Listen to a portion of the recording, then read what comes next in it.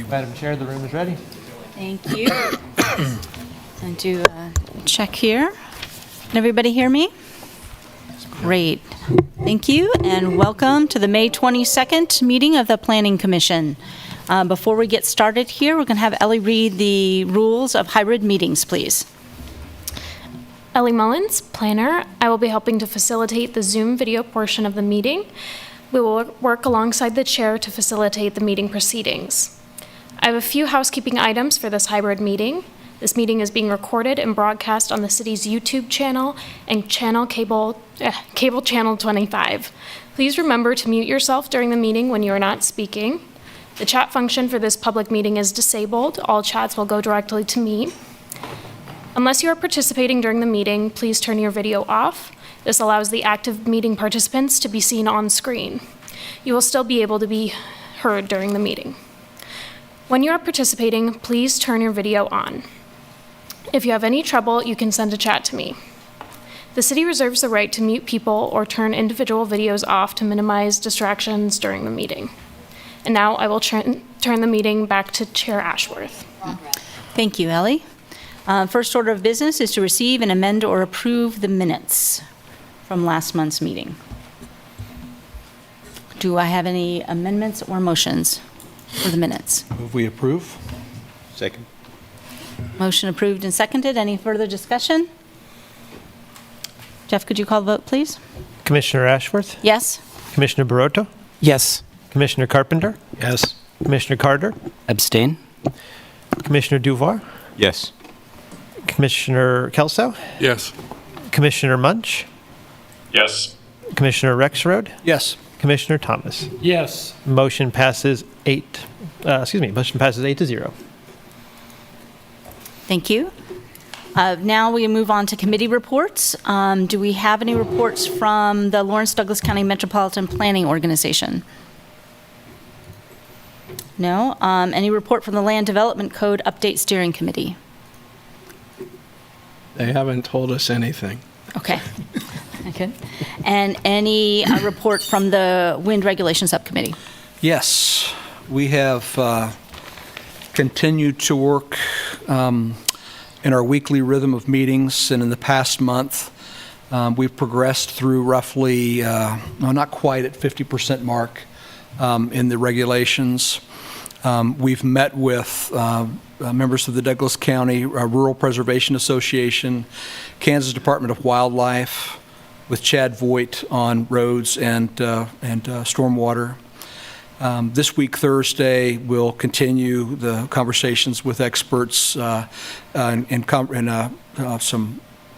getting some feedback from Black and Veatch on a host of topics. We've contracted with them to provide some engineering support to us. So just good progress. We have quite a bit of work in front of us yet. Any additions to that, team? Sounds good. All right. Thank you. I mean, Commissioner Harder. I overlooked on regarding the Metropolitan Planning Organization. We did approve the creation of a steering committee for the I think it's called the Plan Zero safety approach by the City of Lawrence, and the MP will be reaching out to various civic and government organizations throughout the city to guide the update to that plan. Thank you. Thank you all for your reports. Next is communications. Do we have any written communications to receive from the public? All communications were included as part of your packet. Do we have any written communications to receive from staff, planning commissioners, or other commissioners? None this evening. Do we need to receive any written action of any waiver requests or determinations made by the city engineer? Also none this evening. Okay.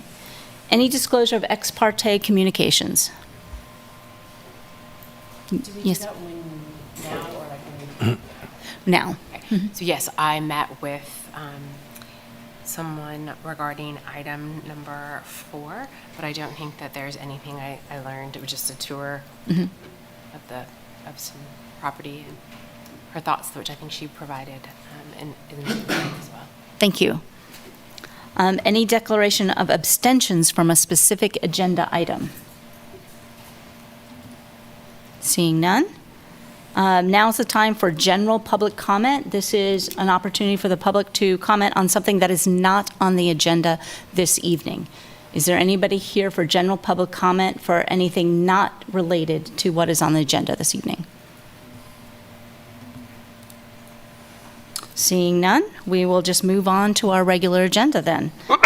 First item up, item number 1, is to consider approving a special use permit for manufacturing and production, limited use in the downtown commercial district. The staff presenting this is Avery Kerner.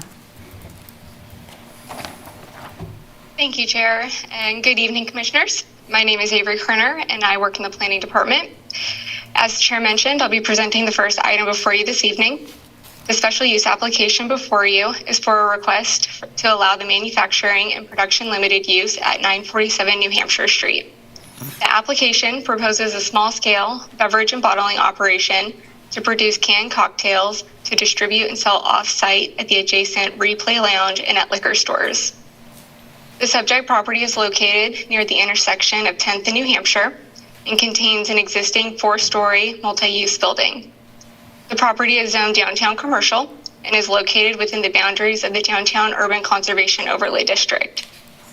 The proposed manufacturing and production operation would occupy approximately 2,800 square feet on the ground floor of the existing building in what's identified as Suite 100 on the site plan accompanying this request.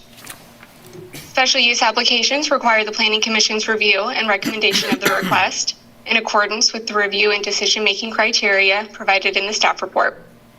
The City Commission is the final decision-making body, and the Planning Commission may recommend that the City Commission approve with conditions, or deny the special use application. Based on the analysis and findings presented in the staff report, staff is of the opinion that the proposed special use would be compatible with the existing land uses in the area and would be an appropriate use for the site with certain conditions.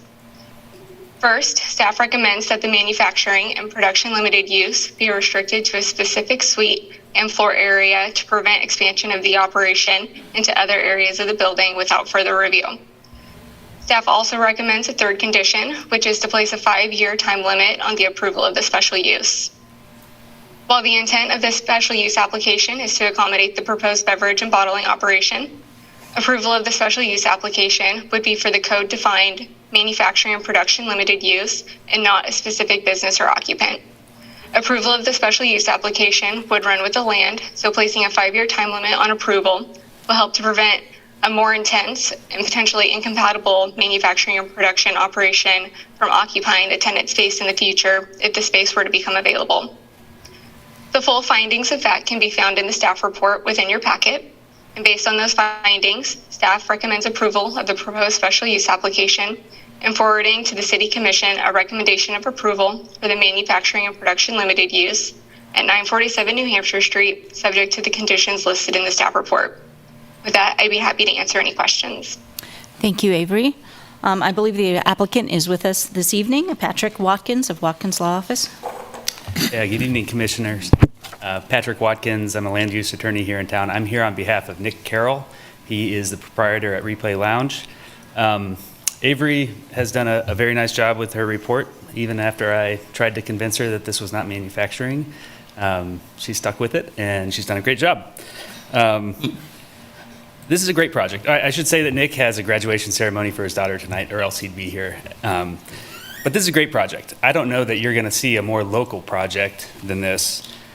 We're talking about a small-scale canning operation for a cocktail, and then there's only 4 products right now that was born out of the pandemic. And we can all try and remember a few years ago, though we may not want to, the bars were able to can some of their own cocktails and sell them curbside. And so this project was born out of that. It developed an appreciation from the visitors and patrons at the Replay. And Nick is doing what he can to follow the rules, both with the state and with the local planning requirements. This is more likely to be viewed from the exterior of the building as an office use. There's only a few employees that are going to be working here. There's relatively limited pickups and drop-offs. I think most onlookers and passersby will probably consider this to be office, most likely. So I don't really consider this to be a special use, particularly more than a unique use, and one that's very local, and we think there's very little reason to oppose it. But I won't belabor the discussion. We find staff's recommendations to be suitable. The one note I would make, and I didn't get with Avery on this, and I apologize, is that Nick's lease runs for 7 years. I'd hate for him to have to come back here for a $750 fee to get it approved for 2 more years if he has to. I don't know if that 7 years is appropriate, but I think that's one adjustment that could be made. I think it's not a huge deal. His lease is for a shorter time period, but he has options to expand into 7 years. So that's one adjustment that could be made that I think it would make it, just perfect for Nick. But if you have any questions, I'd be happy to answer. Thank you. And now I'll ask for any public comment on item number 1. Is there anybody in the room this evening that would like to comment on item number 1? Well, is there anybody online that would like to comment on item number 1? Seeing none, I'll bring it back to the commission for discussion. I have a question, Chair. Yes, Commissioner Munch. Yes, question for the applicant. I appreciate that this is a smaller scale operation and there's not going to be too many disruptions within the neighborhood, but to confirm, are there any odors or noises or anything else that would emanate from the building as a result of this use? No, none that we're aware of. We'll go through the building permit process because there's a change in use. We'll get the full review from staff and codes. They'll look at everything from hoods, vents, sprinklers, that sort of thing. But they were doing this at the Replay Lounge before, so we don't expect that there'll be any new complaints. We are fully aware that there are 2 stories of residential above this as well. Thank you.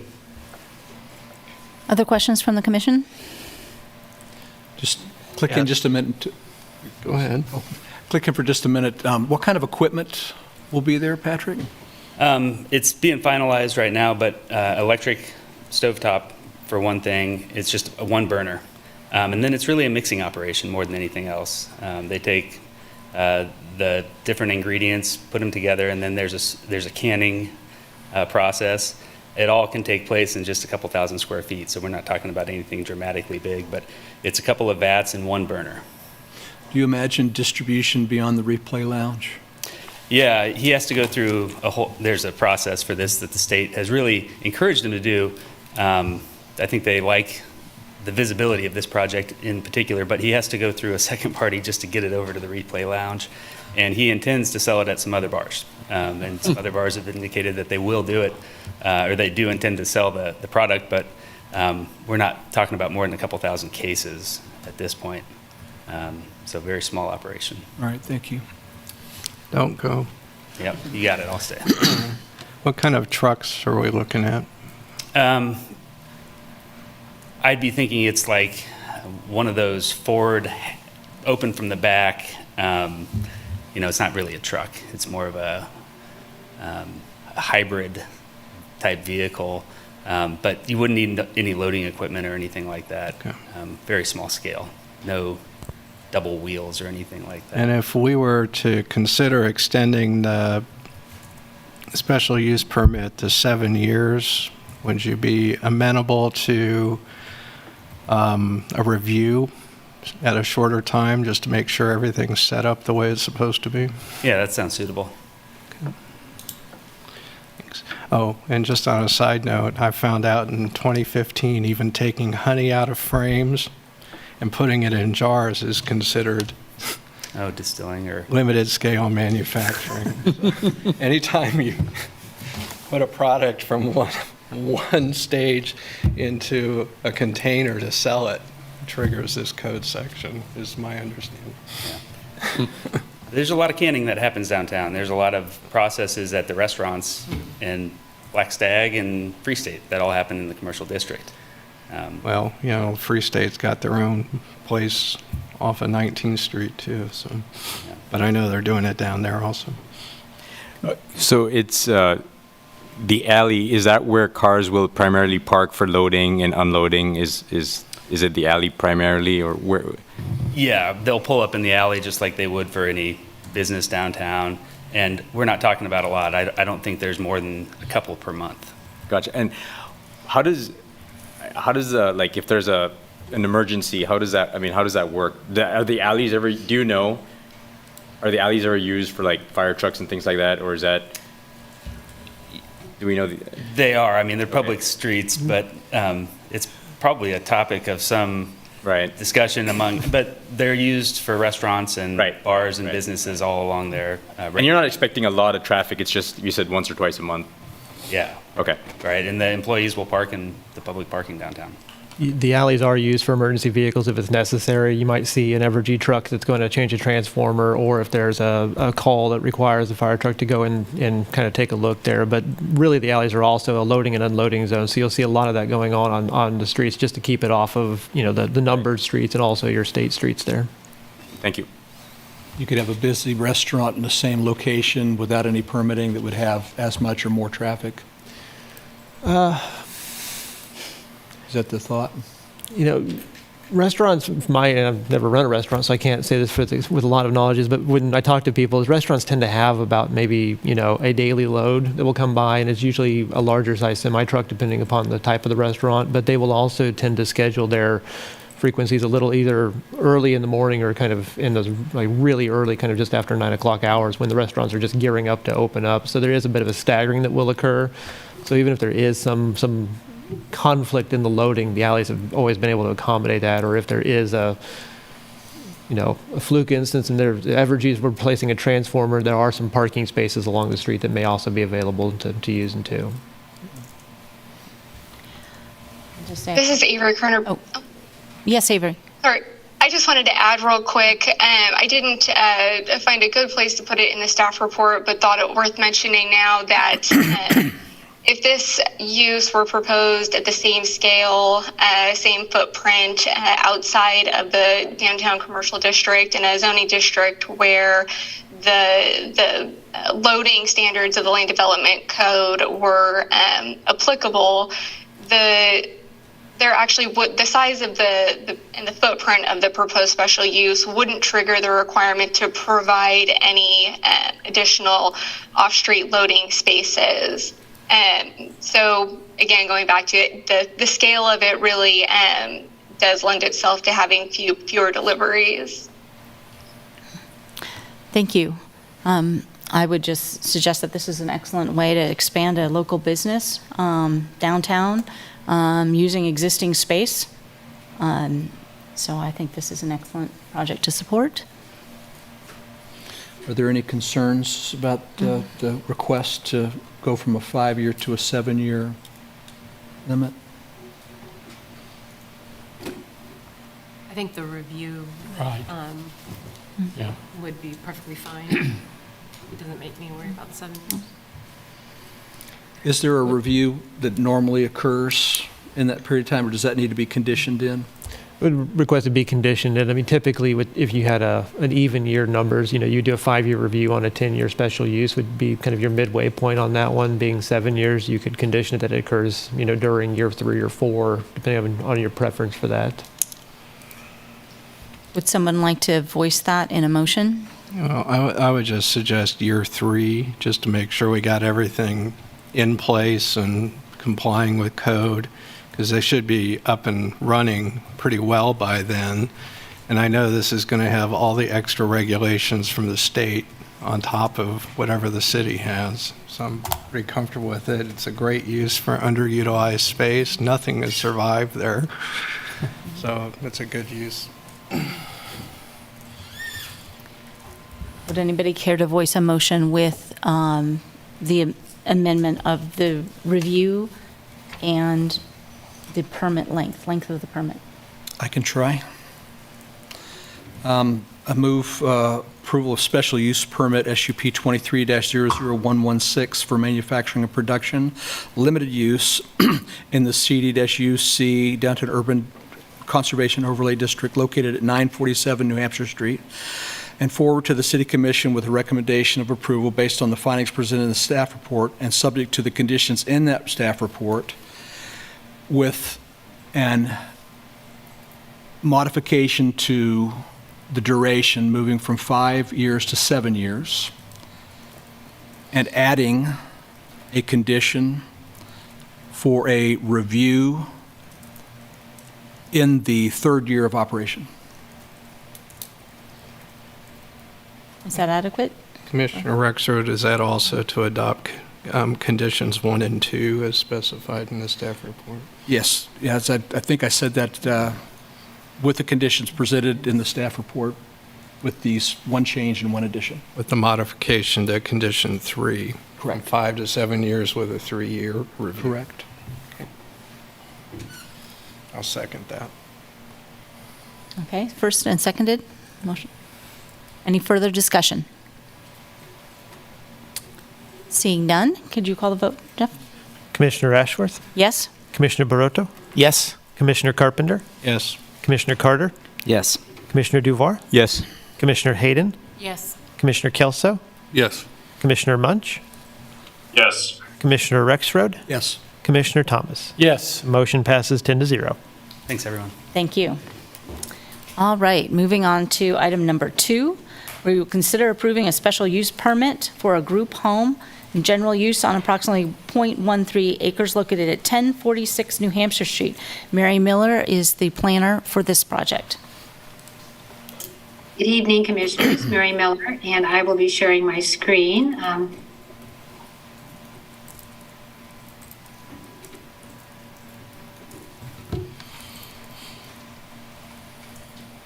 Okay, and as you mentioned, this is a special use permit for a group home general. The development code has 2 types of group homes. We have group home limited, which has no more than 10 occupants, with 8 of them being residents with some sort of special needs. And those are allowed in any district that allows detached dwellings with no special planning approvals. However, if you have more occupants, such as this one, then it would be called a group home general. And these require a special use permit in the districts in which they are permitted. And the special use permit is intended to ensure compatibility with nearby land uses given the higher occupancy of the home. 1046 New Hampshire is in the northeast corner of New Hampshire and West 11th Street. It is just across the street from the Douglas County Judicial Center. And as I mentioned, this is for a group home general. They intend to have 11 residents and 2 staff. This would be a women's sober living group home for women with substance abuse problems, with addictions or alcoholism, just as the Oxford houses throughout the city. The applicant provided a use narrative with their application and the handbook that they would operate from. And the intent is to have the facility be operated by Lorraine House in Kansas City for the first 2 years, and then the applicant may take over or keep Lorraine House as the operator. They have experience with operating these, and so they indicated they'd like to have them do it at first. The applicant reached out to the neighborhood with a letter, which was included in the agenda packet, and hosted an open house. And the property is developed with the residents. It was built in the early 1900s. I believe 1905 is the year that we've gotten. And it extends from New Hampshire Street on the west to the alley on the east. No exterior changes are being proposed to the existing structure or the site, with the exception of 1 ADA accessible parking space. This property is in the CD, or downtown commercial district, which does not require off-street parking. But if you do provide off-street parking, you have to have the ADA accessible parking required. And so this property was site planned years ago as an office building for a law office, and they provided these parking spaces. So since there are off-street parking spaces, they were required to convert one to an ADA van accessible space, and that primarily was just done through reconfiguring of the parking spaces. The property is located at the intersection of several zoning districts. As I said, it's in the downtown commercial district with the urban conservation overlay. To the south is a GPI, general public institutional use district, with the urban conservation overlay district. And then to the east, it is adjacent to RM12, or multi-dwelling. The graphic on the bottom right side shows all the historic resources in the area. The blue areas are historic properties, the reddish areas are historic districts, and the stippled area is the Urban Conservation Overlay District. And this subject property is within the environs of several and also within the Urban Conservation District. So HRC, or Historic Resources Review, was required, and they considered the special use permit at their April 20th meeting, and they had no comments. One of the provisions we look at with special use permits, the first review criteria is whether or not it is compliant with the provisions of the Development Code. And as noted in the staff report, the lot and the structure comply with the dimensional requirements, with the exception that the house was built within what is now the current side setback of 12 feet. There's about 4 feet of side setback provided. The house was built in about 1905, and zoning in the city, our first zoning regulations were in the late 1920s. So this situation would be a non-conforming structure, or what is commonly called grandfathered, which means it can continue to be used. There are some limits to expansion, and if it were damaged to more than 60% of its fair market value, it would either need to be built per the dimensional standards or obtain a variance from those standards. As I mentioned, no parking is required, but since they do have off-street parking, they are going to provide the one ADA accessible space. And then we look at what is the compatibility with nearby uses, which is one of the principal reasons for the special use permit. Compatibility is measured in terms of the scale or design of the structure, as well as any negative external impacts the use might generate, such as lighting, noise, traffic, etc. As the structure has been in place for over 100 years, the area has developed with it or around it, and so it's an established feature of the area and would continue to be compatible. As the proposed use is residential in nature, the operating characteristics would be similar to the uses to the east. As I mentioned, the use would have 11 residents and 2 staff.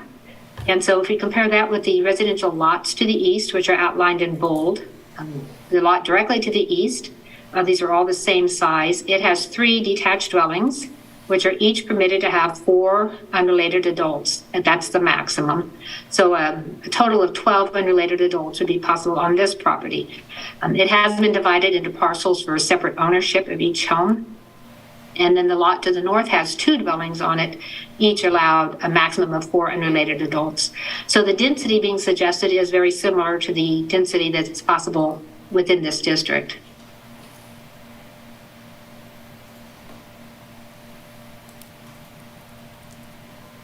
As far as the other review criteria, we aren't expecting any reduction in property value. City services and utilities are available to serve the area.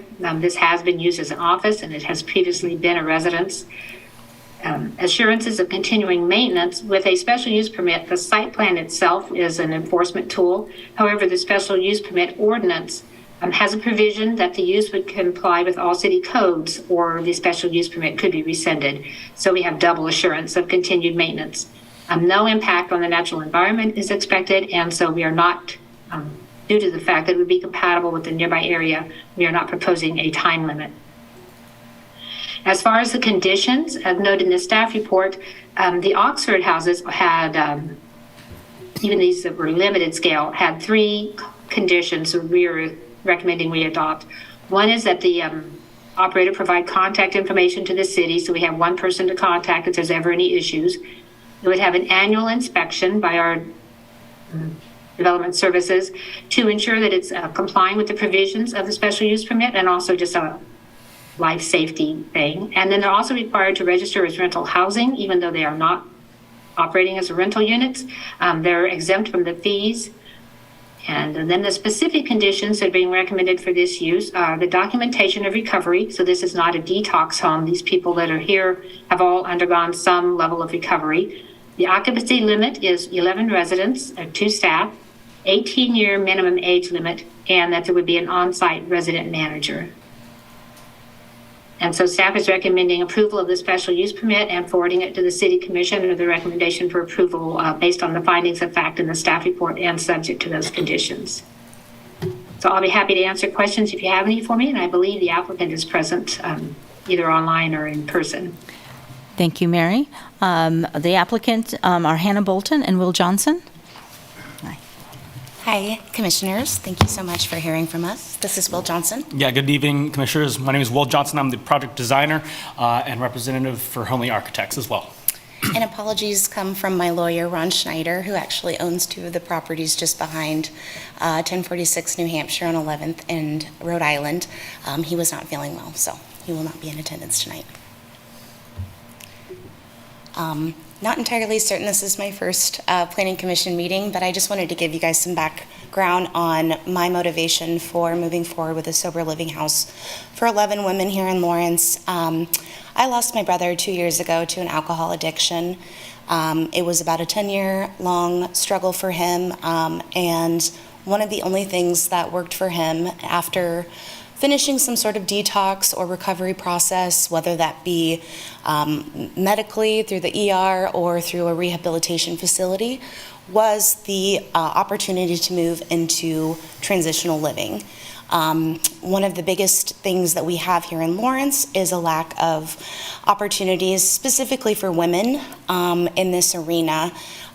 We have 8 Oxford houses, 4 of them are for women, 2 of those being assigned for women with children, and 4 for men. There's also Hearthstone that serves about, I believe it's 11 men on 7th and Ohio Street, and there is Freedom Ministries that is a religious-based organization that only serves about 4 women, and that's just located outside of the downtown district.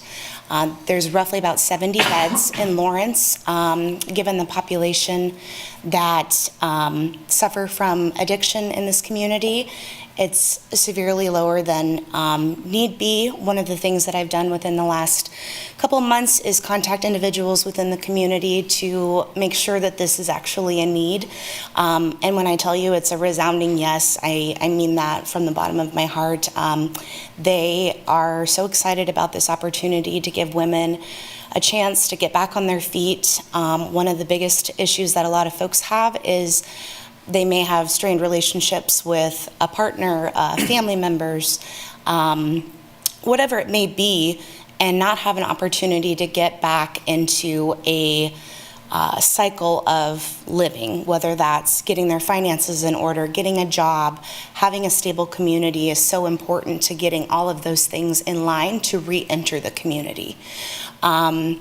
I truly believe that community is so important in addiction recovery. While I do not suffer myself from substance abuse, I will say that I feel very confident that this would be a wonderful addition to the Lawrence community.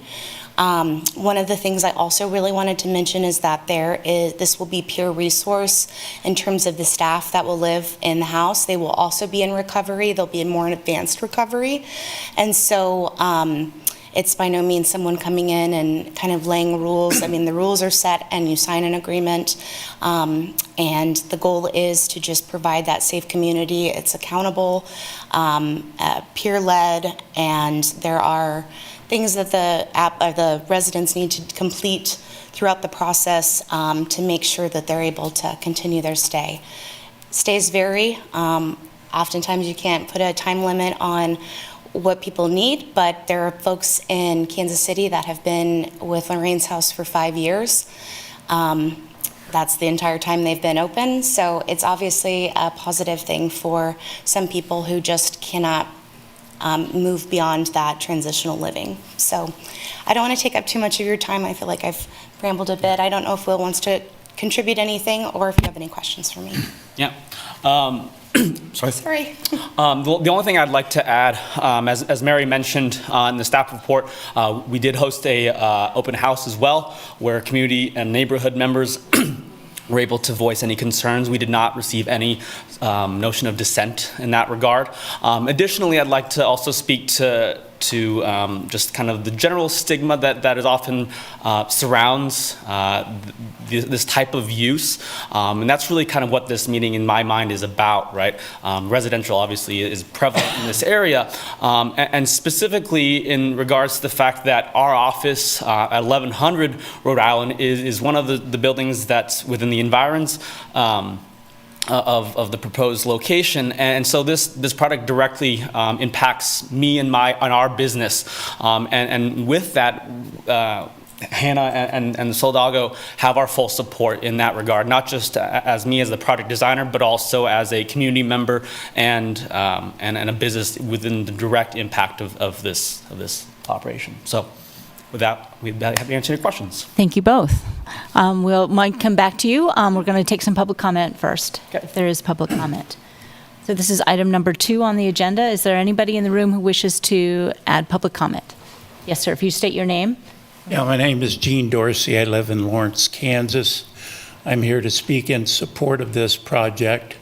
Affordable housing is a real crisis in Lawrence, and this is just a small piece of the solution. And as Hannah Bolton said, sober living houses are in high demand in Lawrence, and this fits that need also. So I totally support it. Thank you. Thank you. Is there anybody else in the room who would like to offer public comment? I'll look online. Raise your hand if you have any public comment on item number 2. Okay, seeing no public comment online, I will bring it back to the commission for discussion.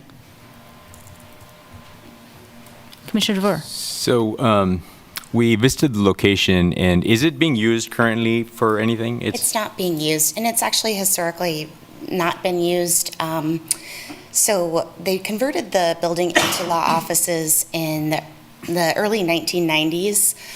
It kind of tapered off in the early 2000s on folks wanting to be in the space. The owner of this property also owns the Old English Lutheran Church next door, which is also a law office collective. That has historically been much more popular for lawyers to occupy that space.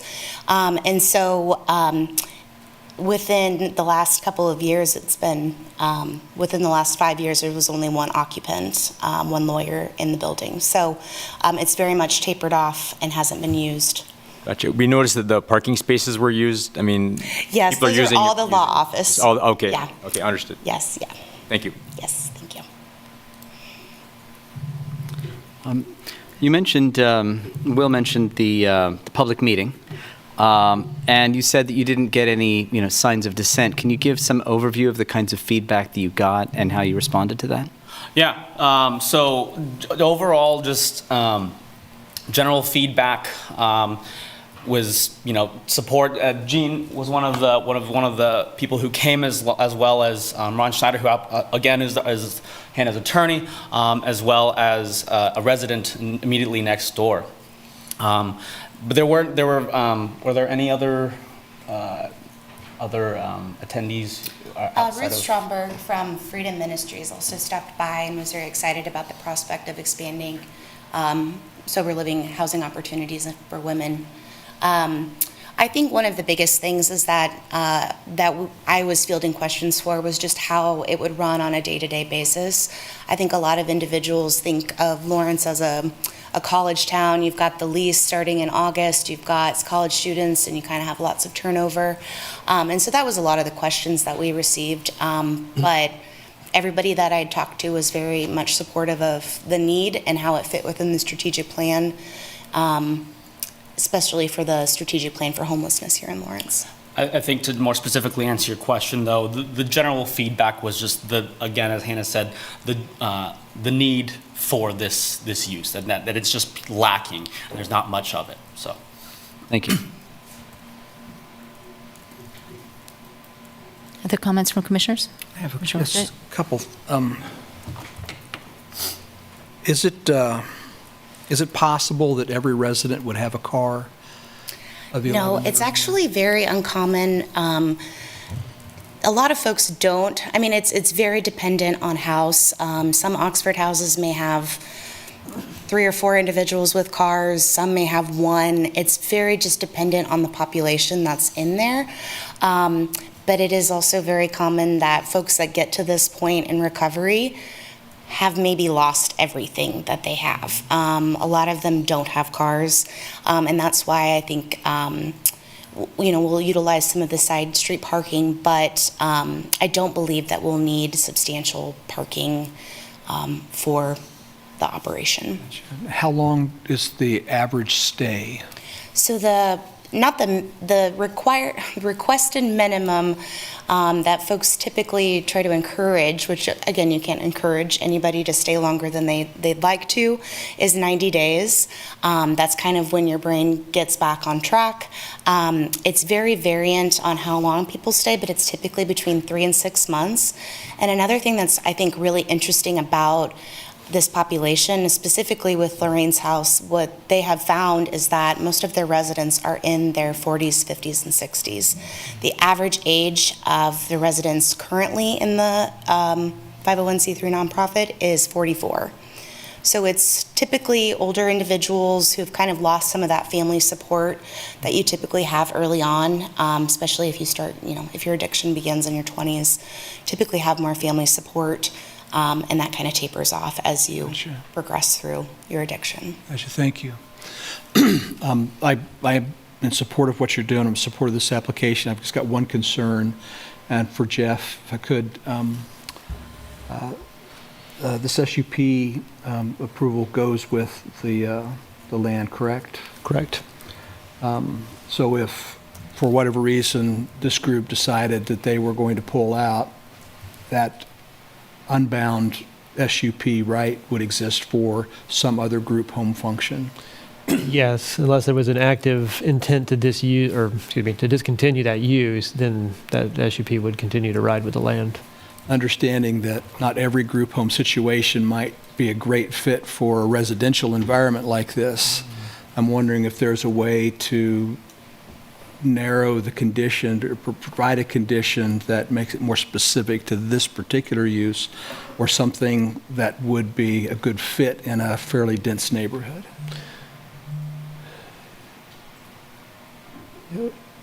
I would probably recommend something of a time bound in it, kind of similar to what you saw with the last special use permit, is to put some kind of an upper year limit on it. Maybe not an immediacy of a year, like a 3 years or a 5 year. You may want to consider a longer term for that instance of it. But that would have the assurance that the special use permit would kind of naturally sunset at some point in time. It would come off the book. Or in that instance, they could also come back and renew it. So if there is a changing condition, or they're seeing a change that they would like to make in the special use permit, that gives them an opportunity to also come back and make that adjustment too. I want to be clear, I'm super supportive of this. Thank you. That's this one concern that I've got. And you're saying that really the best way to do that would be to put some time limit on that. That'd be my recommendation. Okay. Other comments with that? Oh, Commissioner Munch? A question related to that discussion there. So understanding that this runs with the land, is it appropriate to make specific reference to this particular operator in the conditions? Would it be, and this is a question for staff, would it be better to reference operator or property owner instead of Solidago sober living home? Understanding that they might not always be there, it could be somebody else, and so they shouldn't be bound to provide that information about somebody else's operation.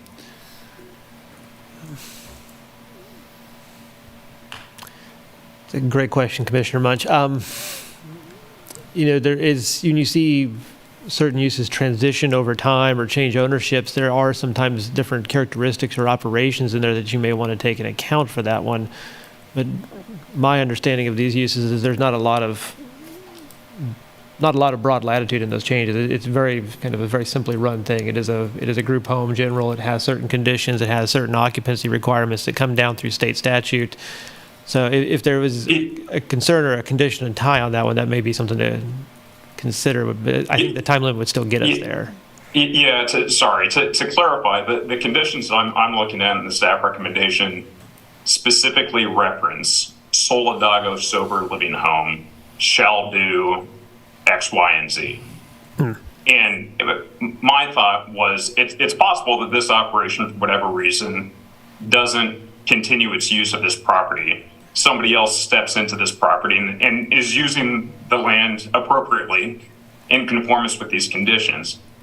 But these conditions, understanding that, should reference operator or landowner or the appropriate generic term rather than the specific applicant or the specific proposed use that we're considering right now.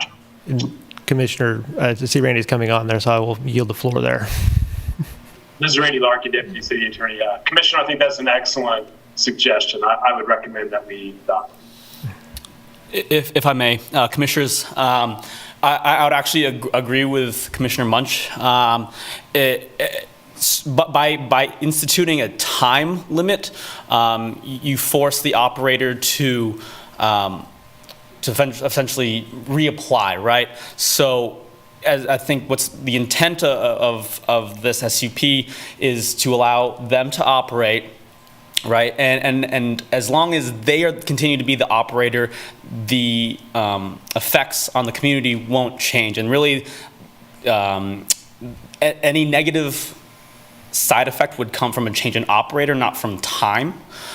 So I think it actually is, I agree, is much more fitting for it to be a operator stipulation as opposed to a time constraint. Additionally, just by the nature of this business, operating costs, or sorry, revenue, excuse me, is very low, and so budget is tight. So any type of work to re-verify your credentials is a massive hit to the business. So to us, I think it would be much more preferable to have that operator condition as opposed to a time limit.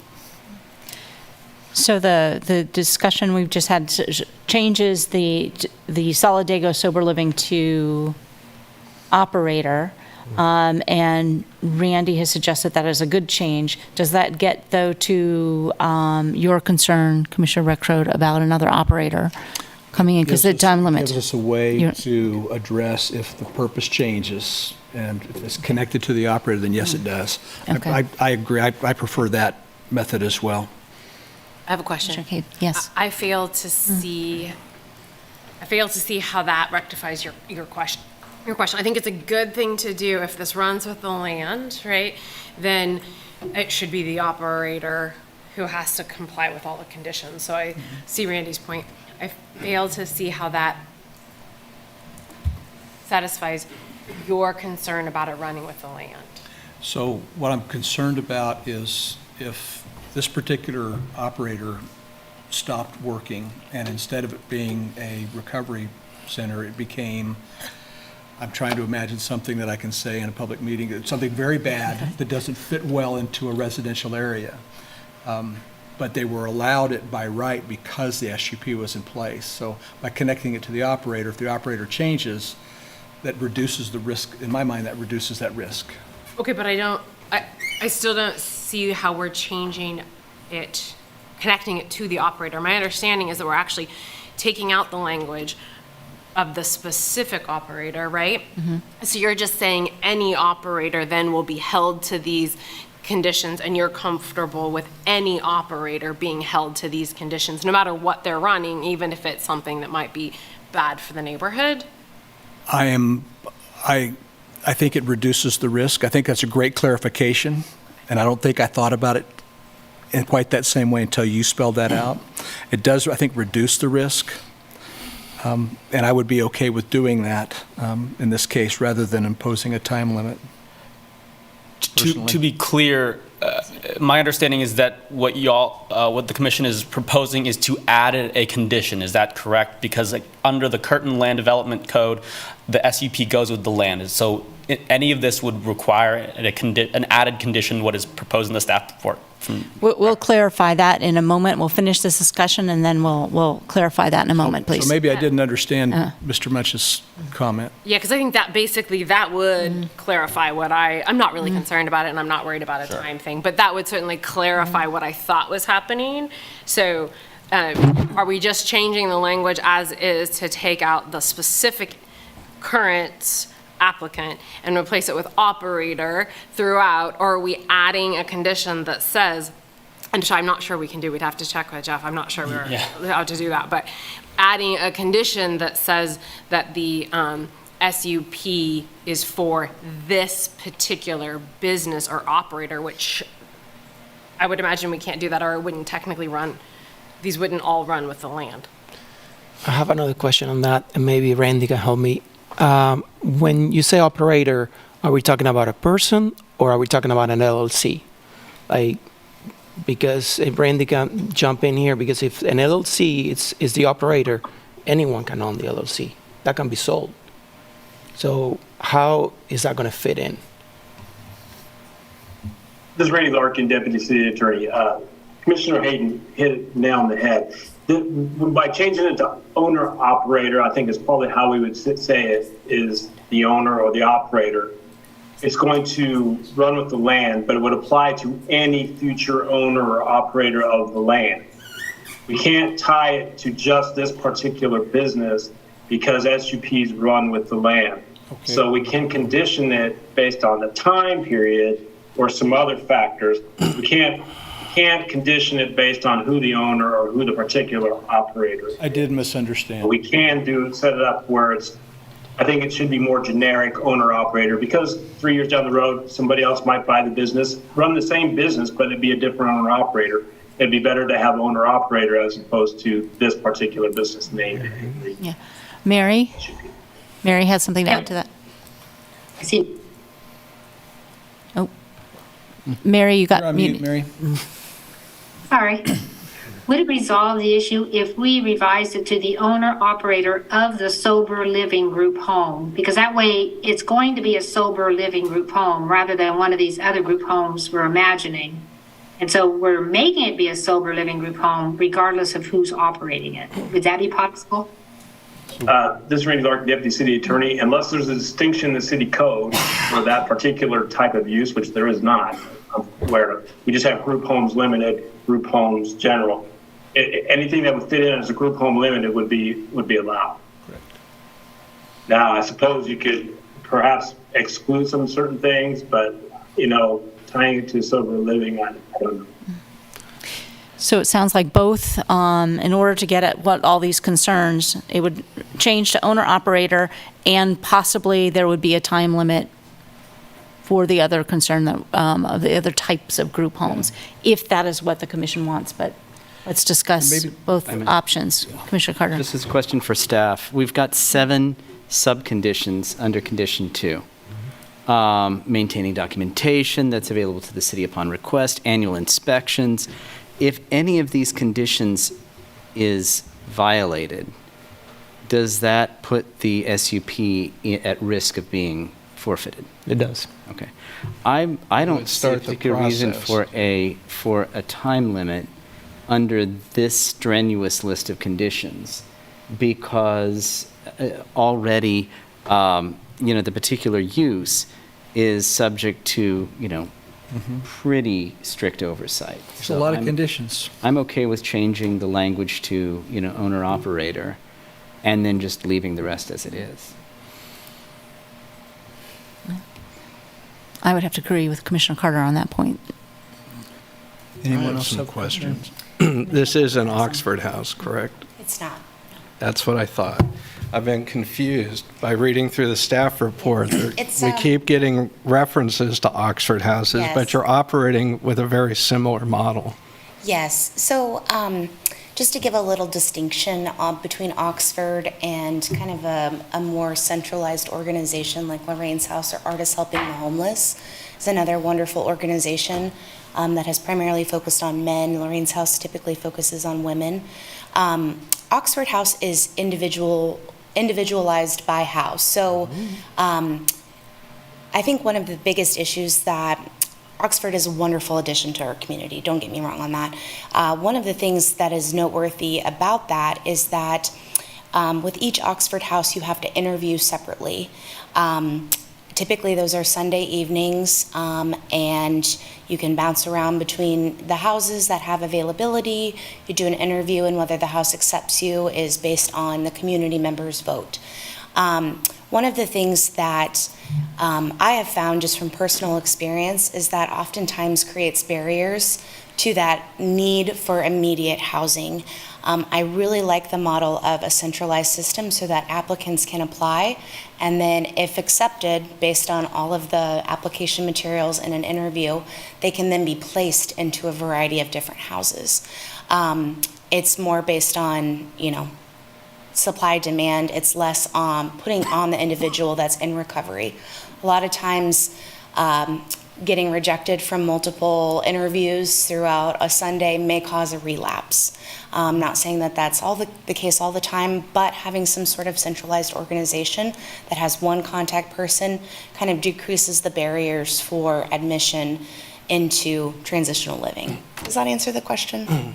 Yes. Okay. Since I'm very familiar with Yes. the Oxford House model Yes. and AHH, where are you getting your applicants from? So there's an online application.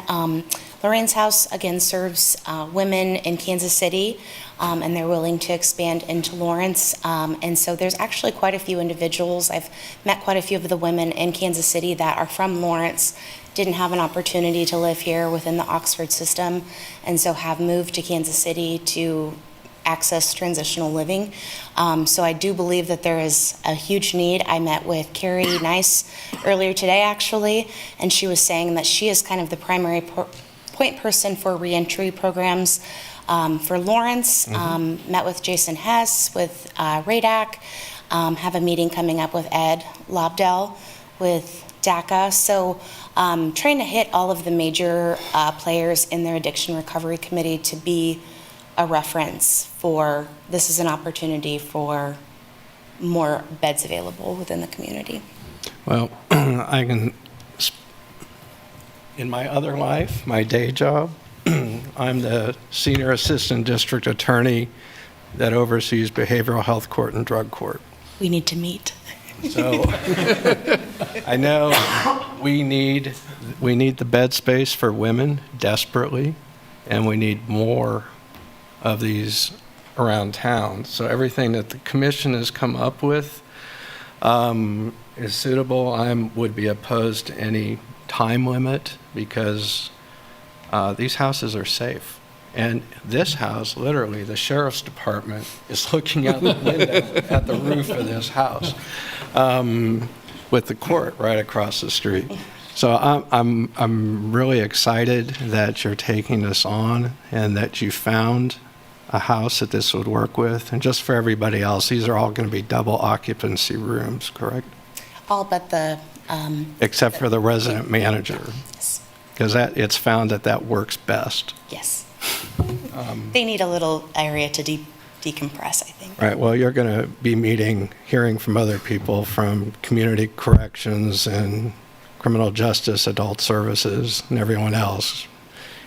So this is a very different referral process. This is an application to the organization, correct? Okay. Other Thanks for doing comments this. from commissioners? Checking on Commissioner Munch. I agree, this is an opportunity absolutely needed. Using an existing space downtown, services are available through the locate just from being downtown. So this project certainly has my support. And just for everyone to think about in the future with the update in the land development code, kind of put a bee in your bonnet. Could we have a subgroup in our group homes or sober living residents so we don't run through this again? Because this is a very different model. And we know who they are. We know DECA's going to be building a sober living residence out there, Riverview, I guess it is, for women. But we have people sitting in jail waiting for spaces in sober living, and we need to, as we update all the codes, have this as a matter of being able to put these in many different districts in their own categories, so we don't have run into this. Do we need a time limit? Do we need all these special rules? We know what it is. We know what the models are. So let's accommodate that. I would like to agree with that too, because I think one of the problems with, I was going to be worried about the time limit. It's not so much, I think it's good to have time limits, but when you're talking about something like this with such a limited budget, that you just don't want to create some situation where you're really putting them in a hard spot by just having an ministerial, like, into the process, right? So I think having a specific indication of this type of a group home or other types of group homes, distinguishing between them is a really good idea. the residents will be paying rent, correct? So what you're doing is essentially, by forcing this, is you're upping the rent for people that are in recovery, which can become nearly impossible.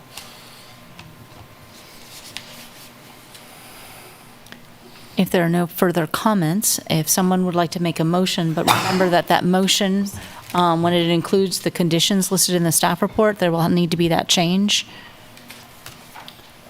in the name of the owner-operator.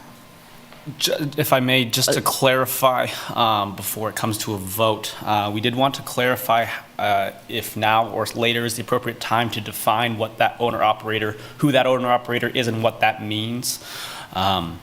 So, because as noted in the staff report, for the first 2 years it will be run by Lorraine's house with the possibility that it changes operation to strictly just Hannah. So we want to make sure that is not an issue. Well, the language would be owner-operator, and we can confirm with Randy if that's the only language we need to change to, is instead of, we would take out Solidago Sober Living Home and change it to owner-operator. This is Ray Larkin, Deputy City Attorney. I believe that owner-operator would cover it. I mean, you're going to have the owner of the property, so it applies to that entity. You're going to have somebody operating it if it's not the owner, and it would apply to that entity as well. So it would cover both grounds. I don't know how you get around it, because you wouldn't have somebody else that you would apply that's not the owner, who's not the operator. So I think owner-operator would cover the bases, and I think that's really all we need. Commissioner Hayden? Was it an owner and, I guess, is it an owner, we're talking about owner and operator, or are we talking about owner-operator? I just could see, like someone's going to own maybe the LLC and somebody else operates it, somebody else owns the house. I do just want to make sure that we're not creating more ambiguity on entities. Do we need an and/or there, Randy? I think, yeah, and/or. I prefer it or, owner or operator. Okay. That creates a disjunctive. So it's the owner, and if the owner is the operator, it's both of them. And if it's the owner or the operator, if they're separate entities, it will cover. Good. Would somebody like to work that in then to the motion? I just have a question. It looks like that our language might be causing a problem, and I just Yeah. wanted to double check with the Yeah, applicant we're- that we're oh, not creating a Thank you. situation that doesn't work for you. Just some background on the current owner. The owner of Ashlar LC is John Anderson. He lives over in Rome. As sale is contingent, a sale from Ashlar LC to me would be contingent on it passing through all of these bodies, the Planning Commission and also the City Commission. So I don't know if that would pose any sort of issues on the current language. If it says Ashlar LC is the owner, it may not be the case in August because I may acquire the property. It's contingent on whether it passes through. So I just want to make sure that I'm not going to be locked out of this. Right. I don't think so. I don't think so. I think it literally would say the owner or operator, and in that would be whoever is the actual owner or the operator. There wouldn't be a reference to any specific entity, I believe, but... I believe that's what Randy has confirmed. Okay. Just wanted to make This is Randy Larkin, Deputy City Attorney. Commissioner Hayden has that correct. The owner would apply to anybody who owns the property now or in the future going forward. It makes it run with the land. So if the property is sold, or if the LLC changes its name, or if there's a change in membership within the LLC, all that would be covered just under the umbrella. Thank you so much. And your legislative history will always be available on YouTube. Absolutely correct. Can't wait. Commissioner Carter.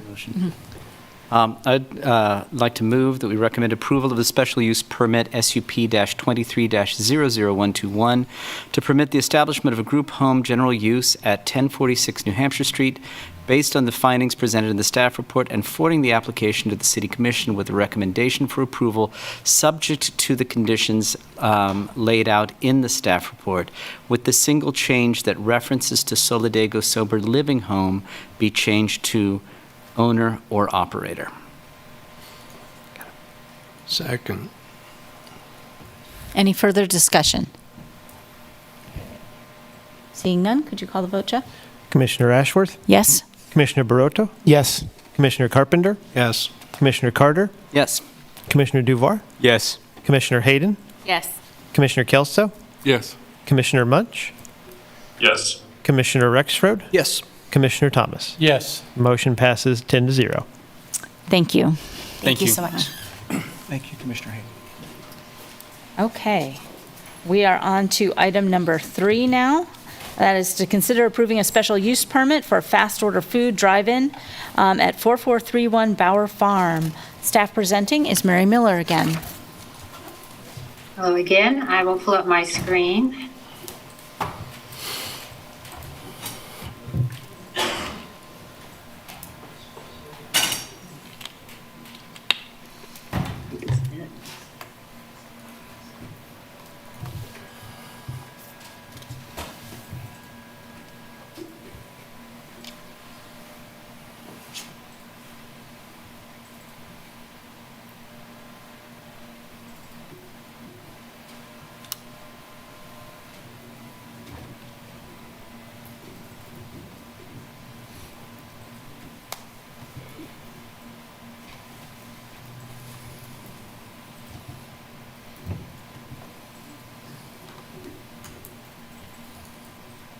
Sorry about that.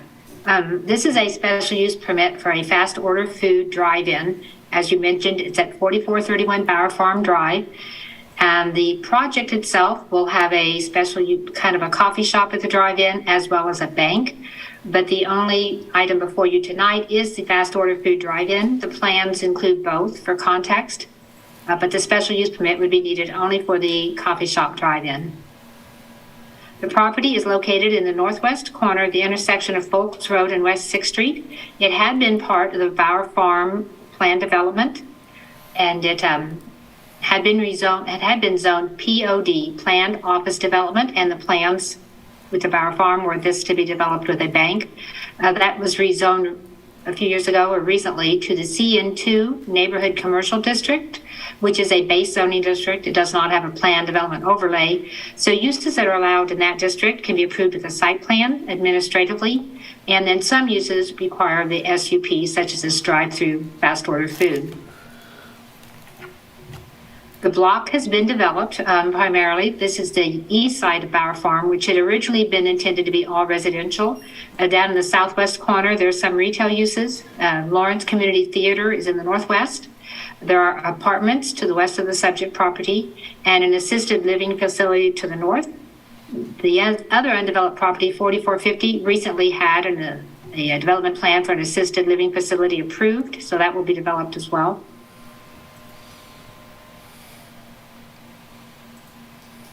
The proposed site layout would have one access point on Bower Farm Drive to the north, and traffic could be divided with directional signage so that the coffee shop traffic would be directed to the west of the site and the bank would go to the center.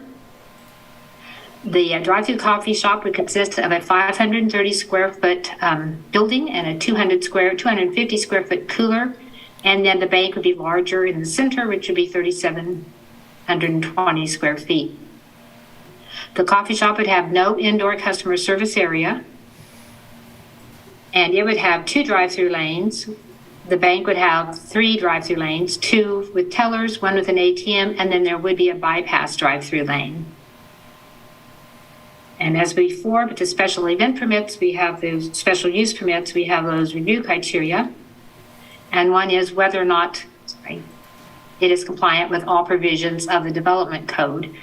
And as shown in the staff report, this does comply with the dimensional standards as well as the parking standards. There are a few conditions noted in the staff report, and the applicant did provide a staff report recently that addressed those. One of those conditions was the addition of perimeter parking lot landscaping to the south of this parking south of the bank. That has been included. The other one was verification that the bike locker for the coffee shop would have room for 2 bicycles for employee parking, and they did confirm that. And the other was that given the closeness of these apartments, a buffer yard is required, and they do show the required landscaping, but they did not identify this as a buffer yard, so they did identify that as a buffer yard on the plan. Another provision of the development code is requirement that it complies with the commercial design guidelines. and the building substantially complies. There are some areas of the sides of the building that don't have much variation, and that's one of the features of the commercial design standards. And the applicant indicated that the building is quite small, and in their opinion, it doesn't require much variation. So we are still working with the applicant on those final changes, but substantially it does comply with the commercial design standards. And there is a condition that we will continue working that out, and one of the final steps will be to make sure that it does comply with those commercial design standards. Another provision is whether it is compatible with nearby uses in terms of scale, massing, traffic activity, etc. And as noted in the staff report, the buildings for the coffee shop would be smaller and lower than the nearby uses. The proposed use, fast order food with a drive-in, would generate more traffic than the apartment development to the west, and it would have longer operating hours than the bank. The applicant indicated it would be open from 6 to 10 during the week and about 6 to 11 p.m. on the weekends. And coffee shops typically have quick turnover traffic. And in this case, the traffic will come to the site from Bower Farm Drive. It could come from the east from Folks Road or from the west from Champion Drive. The area has good traffic circulation with various connections to nearby streets. And the proposed site layout provides ample stacking spaces. If you see here, these are the 4 stacking spaces that are required. And there's room in this drive-through lane for an additional 4 spaces for each drive-through lane. So this use should be able to accommodate the drive-through traffic without impacting traffic on Bower Farm Drive. A principal concern with drive-through uses is the noise from the speaker box. And the development code requires a separation of 100 feet between a speaker box and a residence. In this case, the development or the operating plan for this coffee shop, they don't use speaker boxes. They have staff in the drive-through lanes that take orders. And so that eliminates that noise issue so that it could be compatible with nearby residential uses. A condition is being recommended to the special use permit, though, that noting that a speaker box system would not be utilized and that it could not be added in the future unless a variance was granted from the Board of Zoning Appeals, since it would not be compliant with the code. And so the project would be compatible with the apartments to the west and the assisted living to the north, given the size of the buildings, the ample stacking spaces provided for the drive-through lanes, and the use of the employees to take orders rather than speaker boxes. And lighting is often another factor with special use permits or with drive-through uses such as this. All the lighting in the parking lot will be cut off. There will be no light trespass off-site, and the applicant has agreed to use a lighting temperature of 3,000 Kelvin or 3,000 K rather than the 4,000 K they had originally suggested.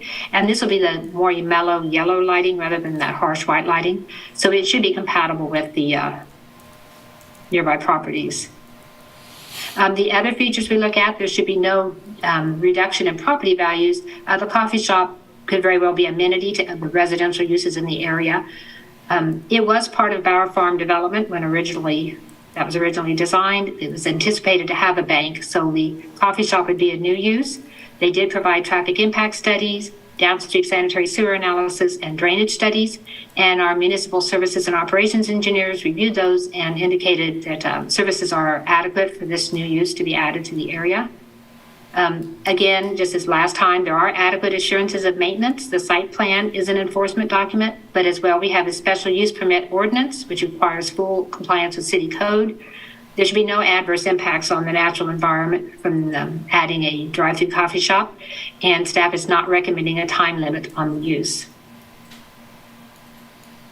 Staff does recommend approval of the special use permit and forwarding it to the City Commission with a recommendation for approval based on the findings in the staff report and subject to those conditions.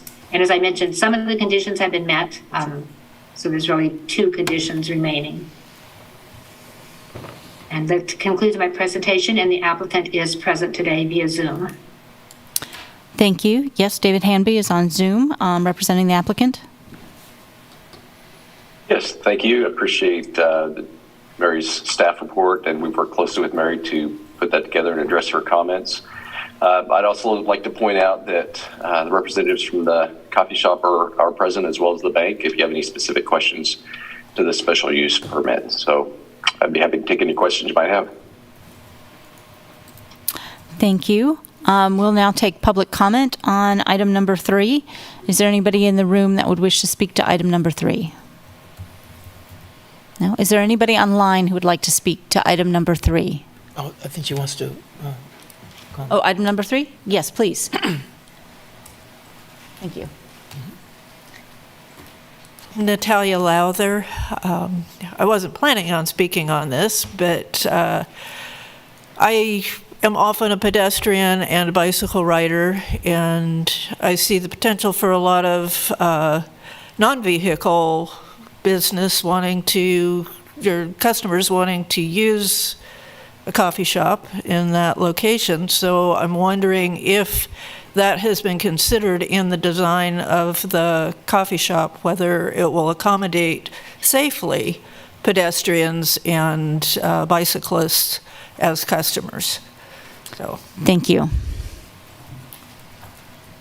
Is there anybody online who would like to speak to item number 3? If not, then I will bring it back to the commission for discussion. And I will just start with Ms. Lowther brought up that point, and that was my question for the applicant. This is next to a assisted living facility and a residential apartment complex. Is there any consideration of pedestrian traffic to the coffee shop? I'm going to let John Platten answer that question. Is John available?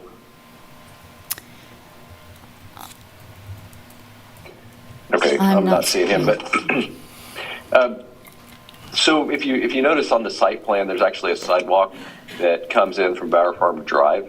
It crosses probably the best place we had it for pedestrian access, and there's a sidewalk that runs right along the drive-through access lanes, and that walks right up to the building. So there would be a place where a pedestrian could access and talk to the order takers right there. You wouldn't want them in the drive-through lanes as specifically mentioned, but that would be the appropriate way to handle that. So there's no pedestrian access from the 6th Street sidewalk? No, there's a stormwater detention pond that takes up pretty much that whole frontage there, and some other utilities that were in the way. So the best place we found for the access would be off of Bower Farm Drive. Okay.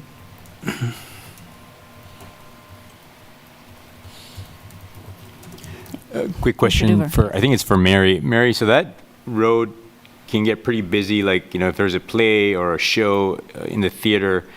I know that sometimes people park all the way down that road. You said a traffic study was done, and I'm assuming they took that into account when they did the study, like, on a busy theater night, high school is around the corner, all that kind of stuff was taken into account, like special events, things like that. I'm assuming.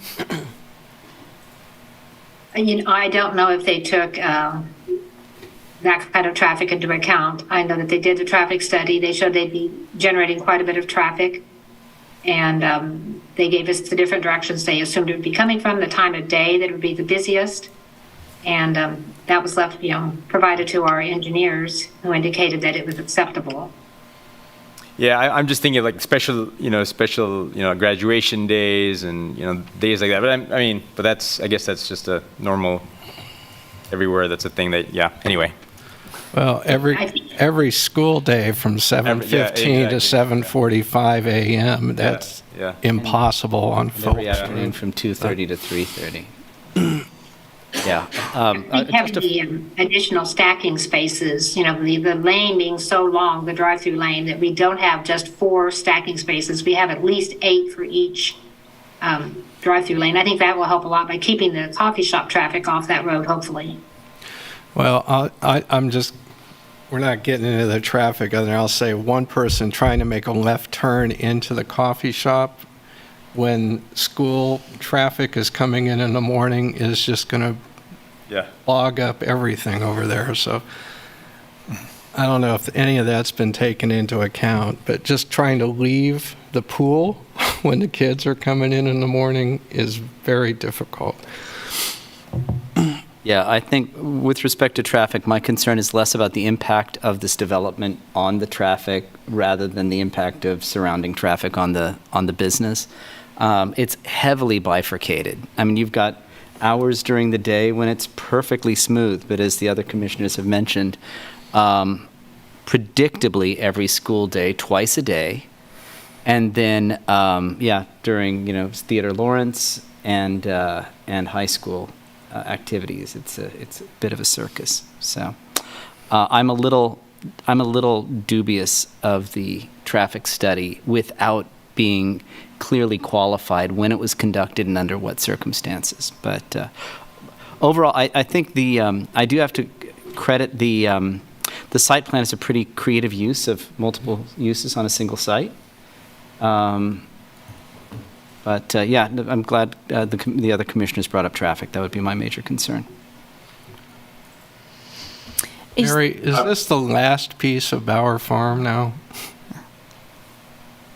I believe it is. I normally just work on the residential side, and it is the last piece on the residential side. And I believe it's the last. There may be one small parcel on the commercial side, but I'm not sure. But we're done. This has been going on since 2006. Trying to get this going. Is there any, given the traffic concerns, is there anything, let's say this was approved, I mean, is there potential future mitigation should this end up being a huge bottleneck? I mean, is there to go back and reconfigure traffic? Are there opportunities for that to mitigate certain circumstances? Related to the site or just the intersections in general? Related to the exit and entrance to the site and the traffic on Bauer Farm. I mean, you really have, and David might be able to provide what I don't have off the top of my head here, but what I do recall is there is a lot of access restrictions that are in place on the plat from both on Folks and also on 6th Street. So there is a very limited scope of where the ingress and egress to the site can occur. I don't think they have an ability to do a direct onto Folks because you get into the influence of the intersection. You'd have some other issues that would kick in on that one.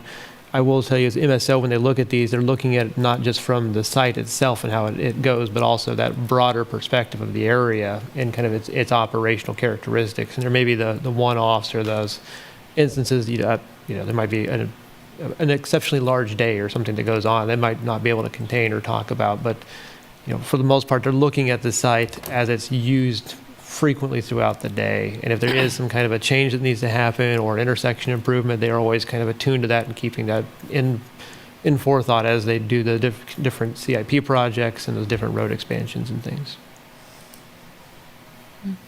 Yes, Commissioner Carter. Since you asked the question, Madam Chair, more than 10 years of daily visits to this site lead me to believe that it's the intersection of Folks Road and Overland Drive that's the biggest culprit.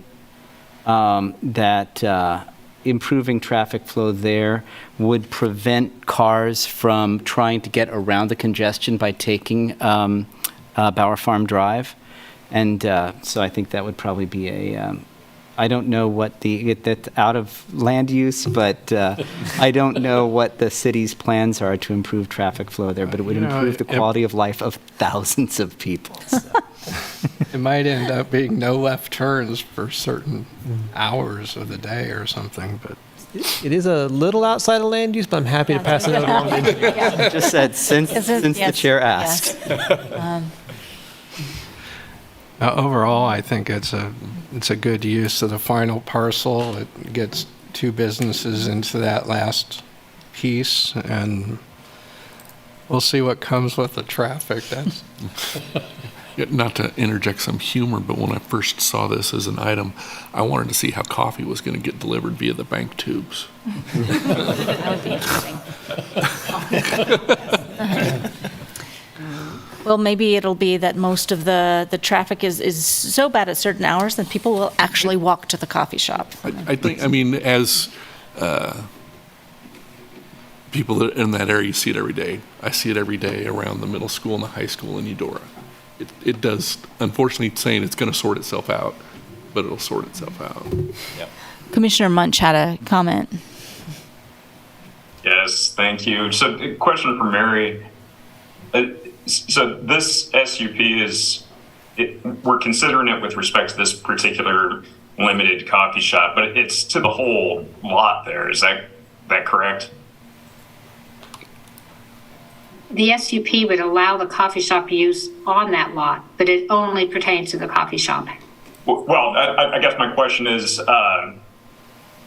we haven't segmented the lot in any way. We haven't referred to a particular portion of the lot such that if somebody wanted to come in and say, hey, instead of Capitol Federal and a coffee shop, we're going to do one big chicken shack, we're able to do that because there's this fast food SUP. Is that accurate?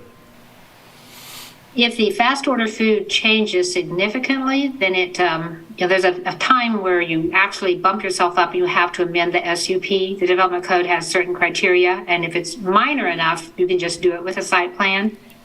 I think this would fall if you decided to forget the bank and become a large drive-through. That might bump it because we'd be seeing a lot more traffic. But without looking through the code, I can't be sure. But more significant changes would require the SUP to be revised.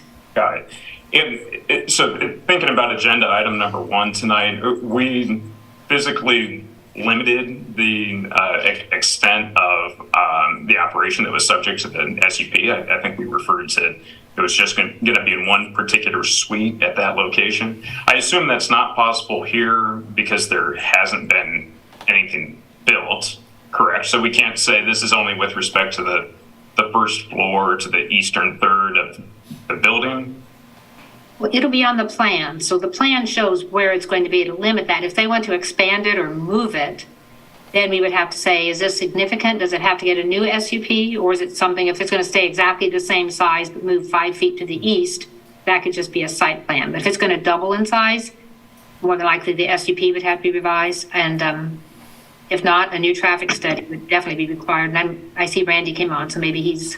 This is Randy Larkin, Deputy City Attorney. That can be done. We've done that on other properties where they were only going to use a portion of a large tract or something like manufacturing, and they put an SUP. It would require that particular area to have its own legal description, so we can then file it with the Register of Deeds and stuff. But you could, single out a particular portion of a tract and put an SUP on that. But we would need a separate legal descriptions and things like that. Got it. And that would then require a division of this particular lot. It wouldn't just be one unified lot. Right. You could probably do it within a portion of it, but they would have a specific area that would be limited to within that one lot. But you could do it without requiring them to replat and make 2 lots out of it. You could theoretically. You could do it. We've done that before. There's a property over by, I think it's an old railroad right-of-way that we got that was obtained. The portion of it's being used for manufacturing, but the rest of it's not, and we didn't want it there. So we made them give us a legal description for the area where the SUP was going to be within that one larger tract, and that worked. Yep. Got it. That's helpful. I ask these questions. I don't think I have a particular concern with this application before it's tonight. It's more just thinking broadly about SUPs and maybe making an effort up front to ensure that they're more narrowly tailored such that we can have more confidence as to what's going to happen at that site, not just for this particular applicant, but for whoever steps into that position down the road. So I'm just thinking through that, and I appreciate the education on this. I don't have a concern, but just always have to remind myself again that these things run with the land. And so it's not just about this 7th Street coffee shop. It's who else could potentially come in and benefit from what we're doing benefit from that. What use would they put it to, and how that would affect or impact them? Absolutely. That's all very good. It's a good question. Thank you. That's all I have. Thank you. Thank you, Commissioner Munch. Are there any further comments from the commission on this project? Would anybody care to make a motion?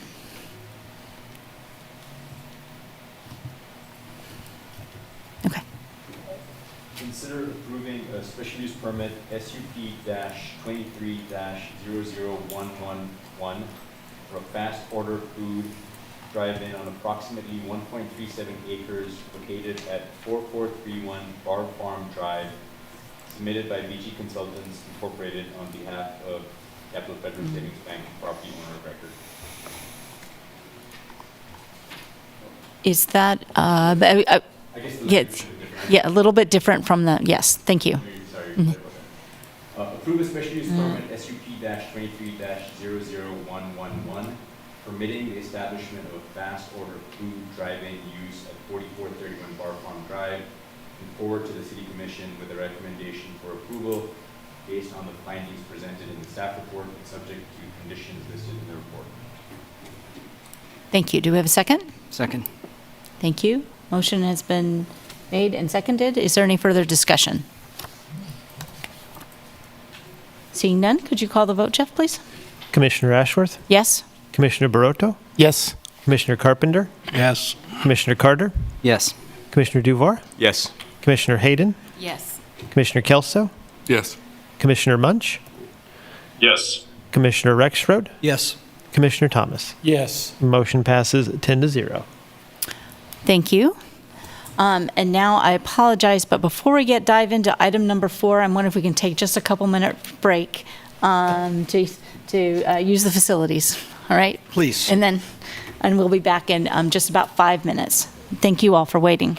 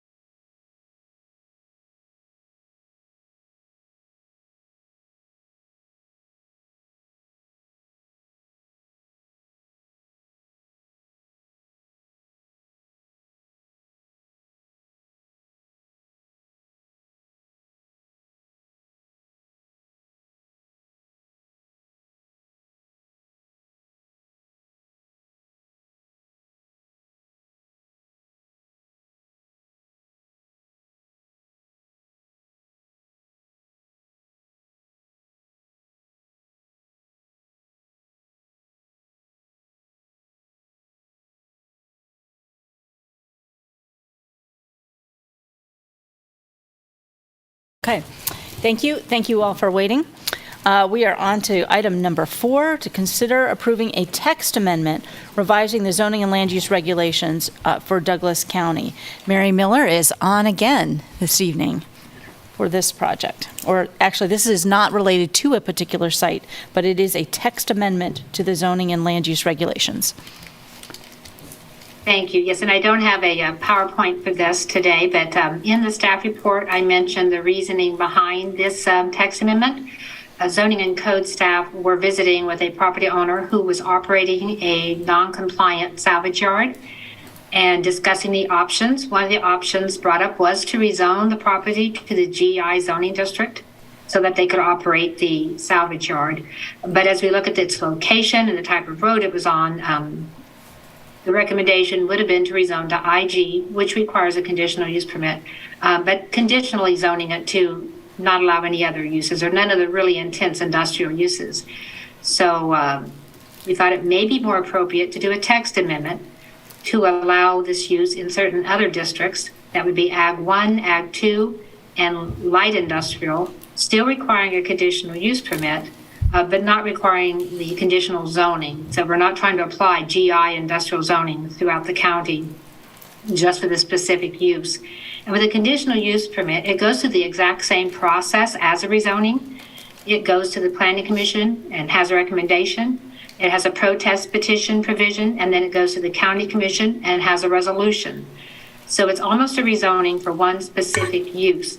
The difference is if you rezone to GI and then you have a conditional use permit, you can still do the specific conditions, and that would still apply even if we did this in other districts. You would first have to find that a property is suitable for the use. And a salvage yard has many different types of uses. If you look at the definitions, it's not always an automobile wrecking yard. You can salvage many types of equipment. And so you're able to apply specific conditions if the site is found to be appropriate. You can apply specific conditions for that particular use. So one of the first things in the draft language is revising the definition of salvage yard. And in the 1966 regulations, it was very, very strict. If you had a non-operational car on your property for more than a week, then it was a junkyard and you required a CUP. We did revise that in 2020 with those revised regulations, but we specifically referenced secondhand materials. And then zoning and code had an issue where a property owner in the rural area operated apartments in the city, and he was collecting washers and dryers and things from his apartments and storing them on his property. And so technically it was a junkyard. With this definition, they weren't secondhand materials because they were his materials. And so we wanted to revise that. Also, the code enforcement officer was running into issues trying to apply the code, because if you have inoperable vehicles, a common hobby in the rural area of the county is demolition derby cars. We have a lot of people that like to work on them. You never get just one car. You have to have a parts car. And so you usually have several cars and you keep them longer while you're fixing up your demo derby car. And he was having to tell these people they needed to get CUPs to comply with the code or not do this use on their land. And he also indicated it was somewhat of an equity issue if we were limiting them and they couldn't have inoperable vehicles while they're just trying to work on them if they don't have the money to take them to a shop. So the intention was to allow more inoperable vehicles. And I know one of the comments was perhaps not allowing up to 5. 1 through 4 would be allowed with the proposed changes. And they suggested maybe 4 inoperable vehicles was too many, and that might be something to look at. Prior to 2020, a junkyard was allowed in any district in the county with a CUP. So with 2020, we tightened it up, but we tightened it up very, very much, and we went to 1 zoning district. So we went from all of them to just 1. And this revision would put it back in certain districts, Ag 1, Ag 2, and light industrial, but only when it's found to be appropriate with a conditional use permit. And as I mentioned, there's various different types of salvage yards. So each one would have to be reviewed separately. And so those are the changes that are being proposed. This would facilitate recycling. It would also facilitate people working on their inoperable vehicles, just a change to the definition.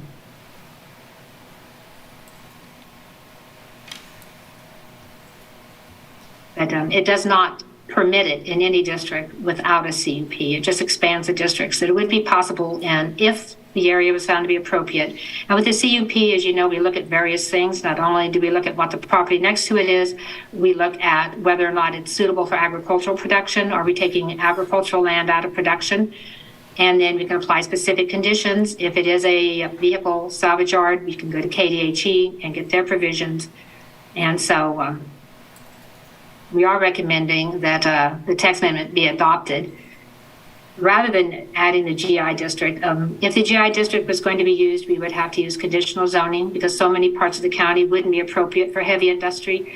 It would include a lot of times semi-truck traffic, could be employee heavy, and it could have off-site impacts such as noise, dust, or other emissions. And so putting this in the other districts with the CUP takes it out of that heavy industrial category. And so that concludes my presentation on this. And there is no applicant, but I'll be happy to answer questions if you have any. Thank you, Mary. Drew, there is no applicant, so now we will accept public comment. Please limit your comments to 3 minutes. Comment on item number 4.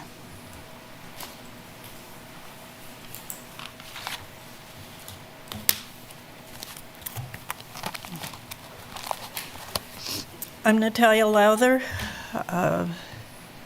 Before I moved to Lawrence in 1994 and started Pinwheel Farm on 12 acres of Class 1 soil, I was an economic policy analyst for a consulting firm that was a subcontractor to the EPA. I worked on litigation support for toxic Superfund cleanup sites and regulatory development support for state hazardous waste programs. Many of the sites we worked on started out like the 2 out-of-compliance salvage operations that surround my farm. A few vehicles here, a bit of waste there that no one else wanted, neighbors complaining for years, and regulatory agencies turning a blind eye. Those sites ended up with contaminated soil and groundwater, millions of taxpayer dollars to clean up after the businesses went bankrupt, neighbors without safe drinking water.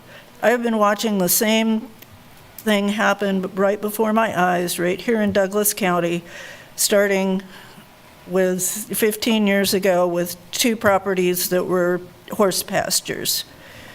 Existing salvage yards in rural Douglas County aren't a problem just because of improper zoning. Conditional use permits won't solve the environmental problems. Instead of new regulations, we need more county enforcement staff on the ground out there testing the soil and groundwater, mandating complete removal of junk vehicles and remediation of contamination. And we need to allow only properly licensed, state-of-the-art recycling facilities with good access to transportation, fire, medical, and other essential safety services. If there are subtypes of salvage yard, the current salvage yard definition that we want to allow, like demolition derby, we can set up a definition that has different categories of salvage yard that you can have. This is what you have to do if you're doing demo derby cars. But a demo derby car can pollute the groundwater just as easily as others. Zoning compliance alone doesn't keep a neighbor's groundwater from being contaminated. One of the salvage yards operating next to my farm is zoned industrial and has a site plan to operate a heavy equipment business. That hasn't stopped the illegal floodway fill, large piles of potentially flammable scrap metals, presence of large electrical transformers, multiple salvage vehicles and heavy equipment, stockpiled on permeable soil, and open burning of industrial waste. Another has a long history of burying unknown waste in 8-foot deep pits in sandy soil where groundwater is less than 20 feet below the soil surface. Within half-mile of these sites, there are about 27 residences that rely on private wells, mostly very shallow, for household and drinking water. We have no alternatives if those wells are contaminated. We need good enforcement, not more unenforced regulations. Thank you, Ms. Lowther. Are there other comments from the public on item number 4? Any comments online? Anybody online wish to comment on item number 4? All right, I will bring it back to the commission for discussion then. Question for Mr. staff. So if Ms. Lowther, she has specific concerns that about her neighbors and how they're operating their yards. Where does she take something like that? Who is the body that can help her with something like that? She can reach out to us, and we can figure out if it goes to the county code compliance team or the city code compliance team. But we can figure that out on which one needs to respond back to those. Okay. I have a question about enforcement as well. So what does that process actually look like? You get a phone call that says somebody's out of compliance, and then what? I just have heard regularly that people are doing these things and they're out of compliance and nothing's being done about it. And I have a really hard time knowing where the breakdown in communication is and the breakdown in responsibility. And so I'm just kind of curious what that looks like. If somebody, citizen contacts planning, then what? Well, I'll give you the example mainly from the city standpoint, because code compliance is a part of planning and development services that we go through, and Carl's on the call too. And so if this doesn't quite mesh with the way the county practices it, I'm sure he'll let me know. But typically what will happen is we would take a complaint, and then our code compliance team will reach out to the individual and find out what's going on. Is it just, is it been there? How long has it been there? What are you doing to work on those kind of things? And if they kind of get to the discussion, what will typically happen is code compliance will allow someone 30 days to either, go through the process to get something fixed, or get it off, if it's like a car, get it off the lot, mow your lawn, do those kind of details to it. And then there are very strict processes in both the property maintenance code and also in state statute for when a code compliance comes in, what do those next steps look like, and you have to go through the due diligence process at the courts before you go through it. So it's a very set procedure that you go into. And sometimes there are some mitigating circumstances. I can think of one that we reached out. There was a car that kind of in a rough condition. Reached out and said, we need to get this off the lot. The individual was hospitalized and clearly couldn't do it in the 30-day time. And so our code compliance team worked with him to make sure that as time was available to just you can fix this as you can. We understand there's other circumstances in life that might prevent that from happening. That's generally the practice of how code compliance works. And would that be all, is that just code, or would that be like anything that's approved with conditions? It would be all those conditions and all of that? It's like if you do a special use permit or a conditional use permit and we find that those conditions are not met, then we would go through, take a look, do that same thing, say, hey, here, you got 30 days to let us know, either get in compliance with the permits that you have, or you need to either seek a amended SUP or amended conditional use permit, and that process would roll and unfold as that part of that. And sorry, one more question. Does anyone get back to the residents then in the neighborhood, or the person who complained, so that the citizens know it's actually being looked at and that someone's in the hospital or something like that, so that the frustration level or the feeling of not being heard is addressed? Yeah, and I'm sure the county does the same. The city staff does. We reach back out and say, hey, we're looking into this one. Here are some of the situations. We expect it to hopefully resolve by this date, but we'll keep looking into it and make sure everything goes according to plan.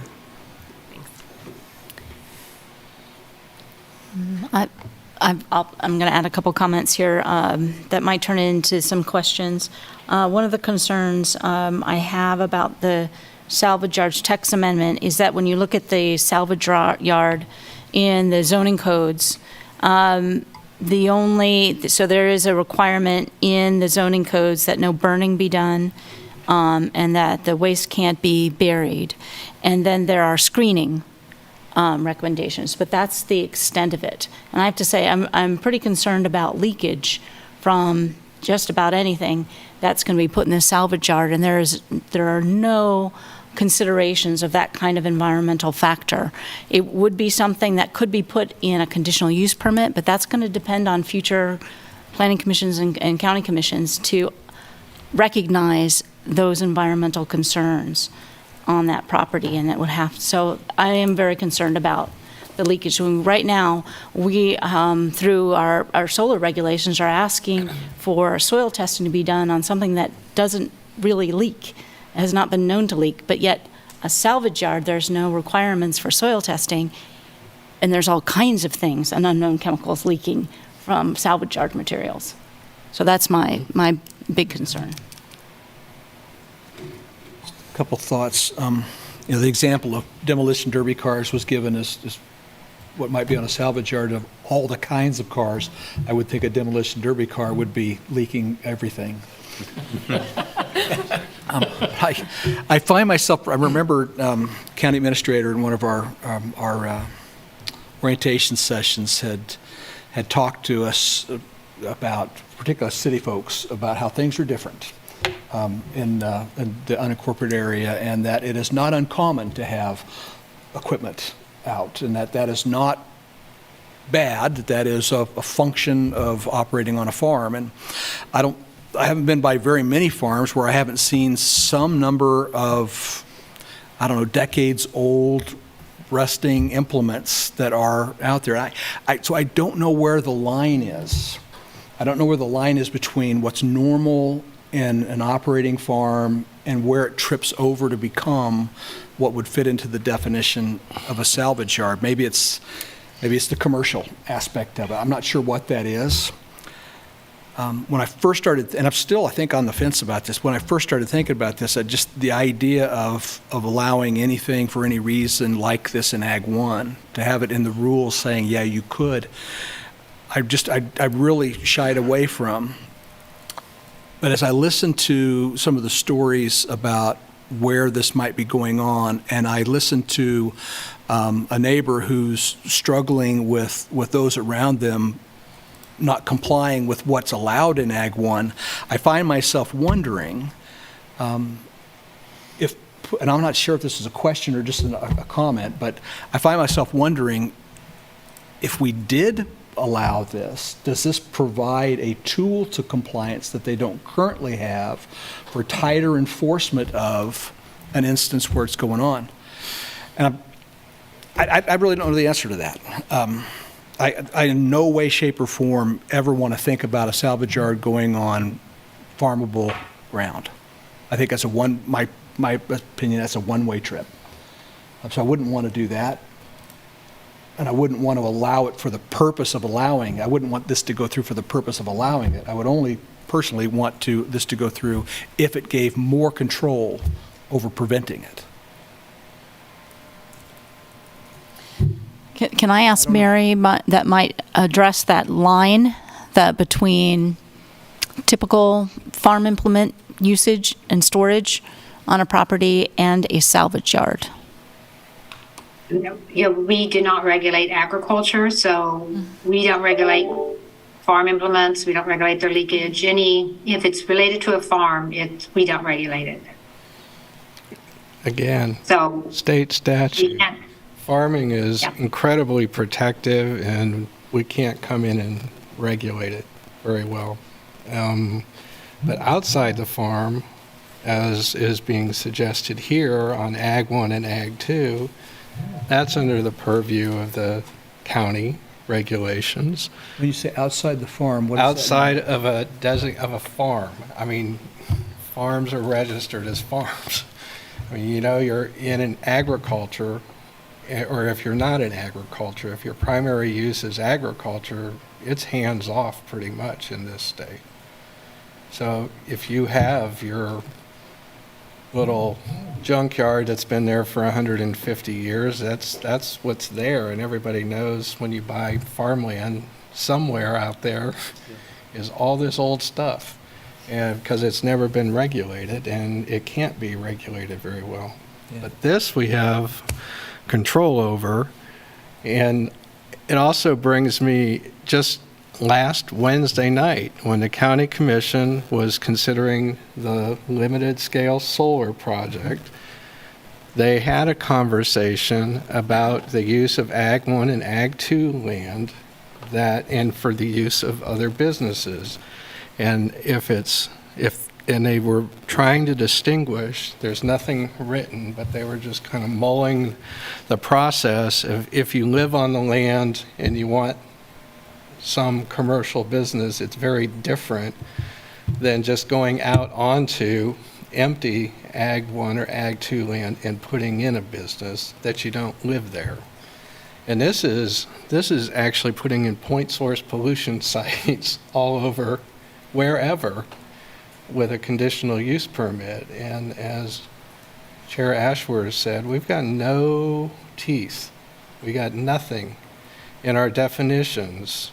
And as Natalia was pointing out by her, transformers, heavy machinery, every one of those is leaking what's considered hazardous waste directly onto the soil if we don't have some strict guidelines in our code, and we don't have those.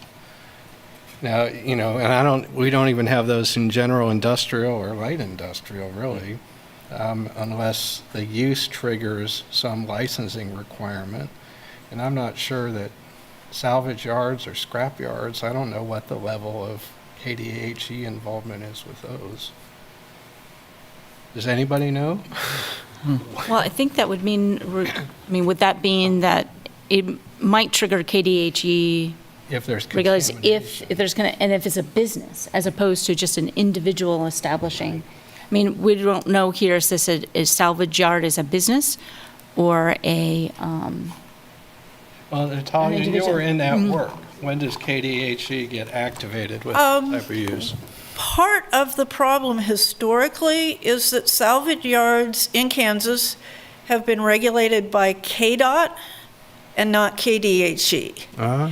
And so you have this kind of gray area where, like, the fact that a salvage yard is regulated by KDOT very, very loosely, and then if it gets identified as a hazardous waste site, then maybe KDHE steps in, but those agencies don't necessarily mesh together very well. And I've run into that trying to address some other sites in the area. I've talked with friends that work with KDHE, and some of those KDHE people are really frustrated with that. And what she said was KDHE and KDOT just kind of leave it up to the counties. And so that's you, that's us. And Douglas County could become a leader in some really forward-thinking, modern regulatory scenarios for different types of salvage operations and vehicle storage challenges. Thanks. I think what we have here is I commend that they initiated the text amendment process to deal with an issue and bring it up for discussion, but I don't think we have a complete set of a text amendment here yet. I think we have the beginnings, but we have to add, I think, before I would feel comfortable with any text amendment, and I don't think I'd ever be comfortable with a text amendment for salvage yards on Ag 1 and Ag 2 soils, unless it was already general industrial or maybe light industrial with some more stringent regulations. But I think it's something to start with and look at how could we allow salvage yards that also are in compliance with our goals in Plan 2040 to protect the environment. I mean, we did not permit an unused quarry to become a dump because of the possible contamination from that. And this is even worse. Because that wasn't going to take that. That was only supposed to be clean fill and what washed off of concrete and asphalt. This is actual hazardous chemicals being put on the land. Well, and just my interpretation of this if we were to say yes, as it's written, I'm going to say 95, 99% of the farms that are out there, you just classified every one of them as this because, like, I'll just take me, and I have hay on my land. If I had a tractor that was broken down, a car that was broken down, a four-wheeler that was broken down, well, there's 3 of my 4 right there. If I had one more, I'm technically now a salvage yard. And if you've got a big family farm that has multiple buildings filled with equipment over the years, guarantee every one of them's over 4. And that has to be figured out. That's at the state level, I'm afraid. Yeah. For the farms. But this is just can somebody go out, buy a parcel of Ag 1 land and start a salvage yard? I think that's what this is about. I think what I hear, Gary, is that this is not addressing what you were talking about, right? So this isn't actually going to a problem that you see. This isn't necessarily going to solve it because it's actually implements on farmland and in agricultural use is not what this is getting at. So it's actually not solving that particular problem that you. Yeah, yes, I would agree with that, and I find myself, now as I listen to this, realizing that my hope is that by doing that, it might give more controls. The problem is the controls that are in place don't work. That's a completely separate problem, but that actually cleared me. I'm no longer on the fence. That did help me. And I would say, actually, if anything, this has made me want to see a text amendment or laws actually regulating salvage yards, no matter what land they are on, rather than opening up the door to more of them in other zoned areas. Yeah.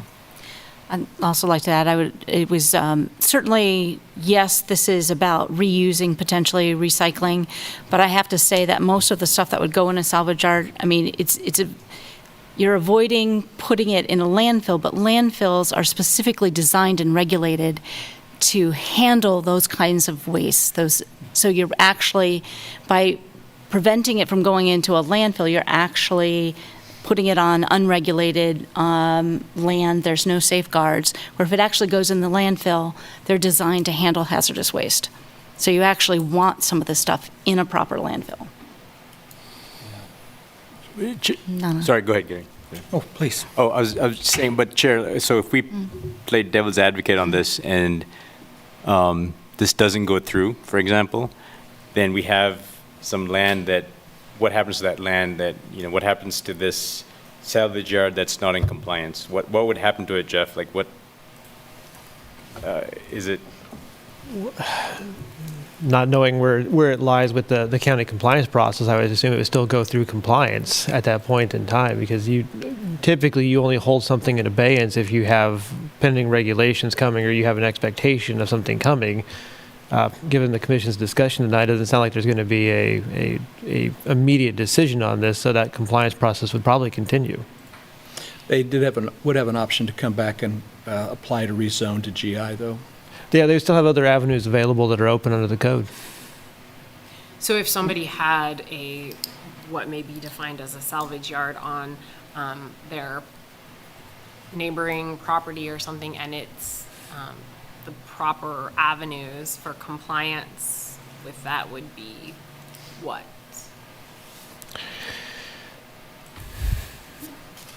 Well, Carl is online and could speak to the one that we are looking at right here.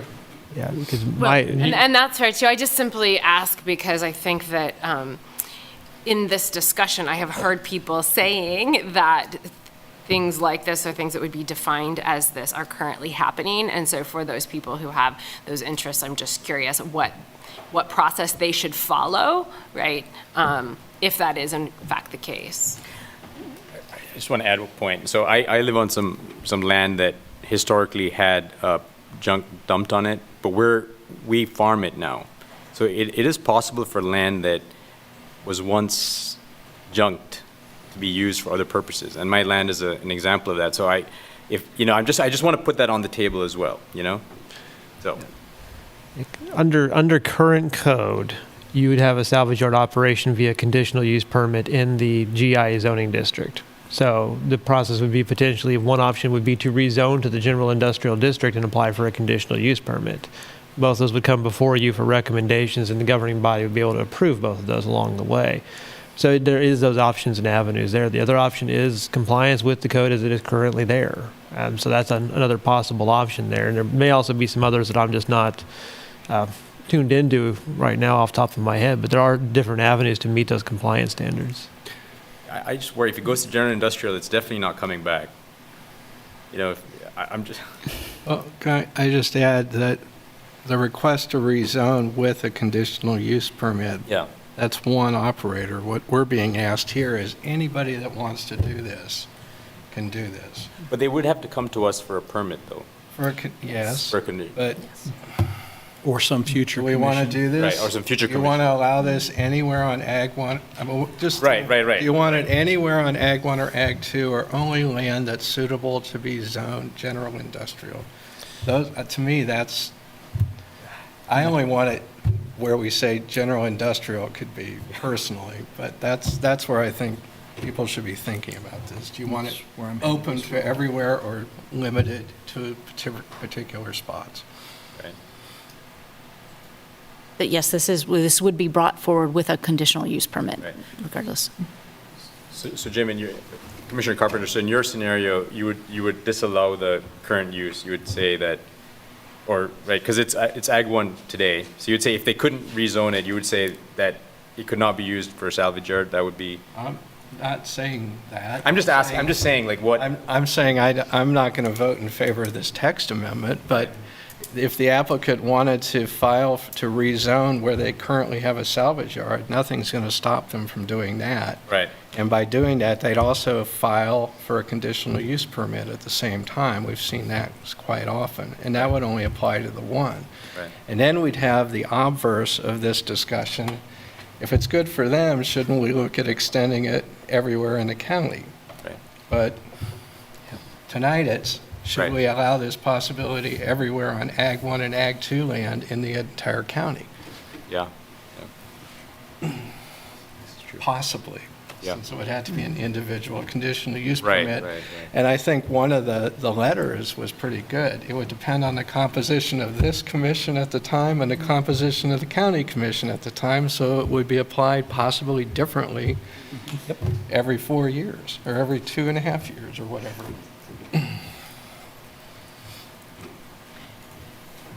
One, it sounds to me like the change was relatively recently made to actually protect ag land from this particular use, and it was done so because of the value system set forth in, whether it was Plan 2040 at the time or another plan, but a community value set that was set forward in one of the plans, and then there was the change from way back in the day where there wasn't regulated on certain types of zoned land. Right? So we're basically just going backwards with this text amendment.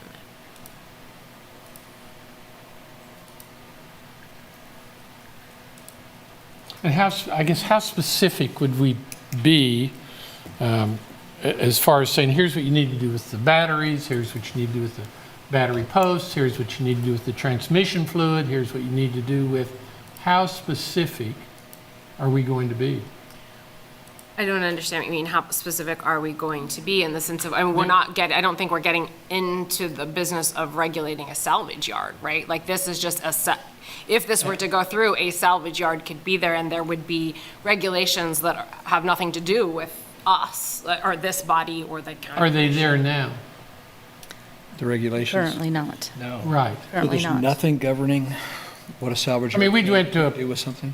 went to a place where the car is sitting upside down in a yard, in an area that is permitted, but obviously an upside down car is leaking all kinds of things into the soil right beside the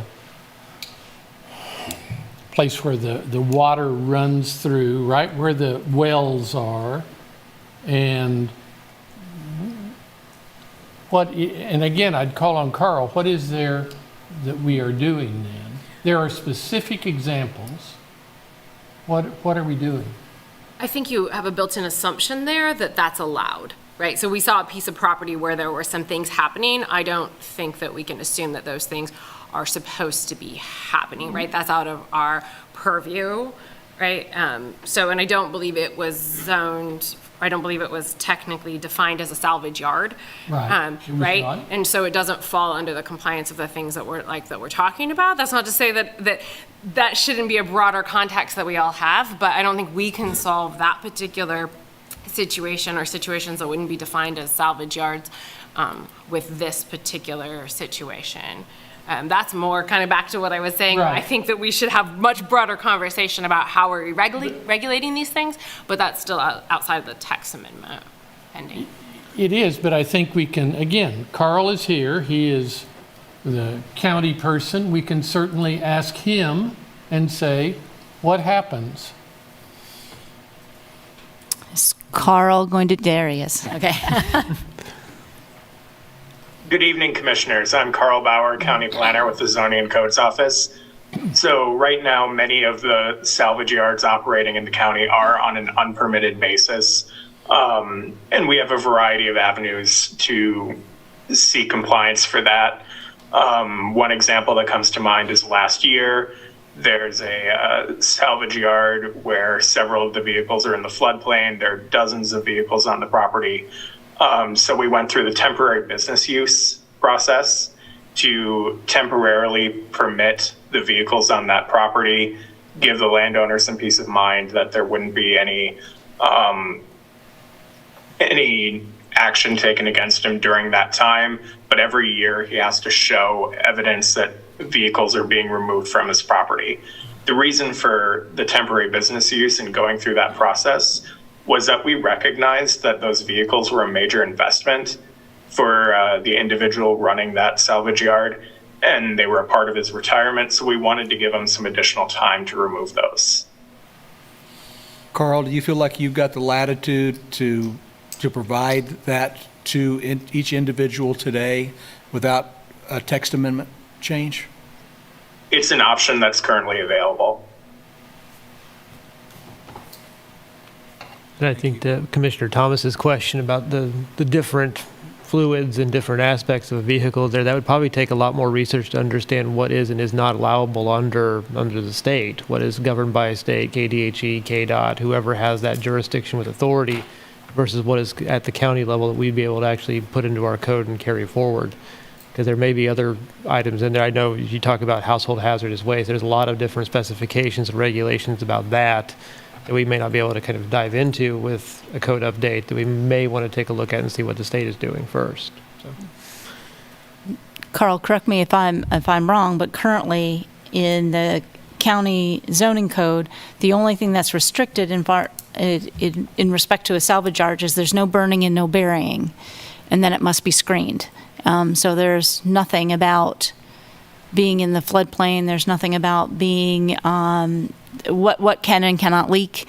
There's nothing about specific location over soil types or any soil testing or anything like that. It's just burning, burying, and screening.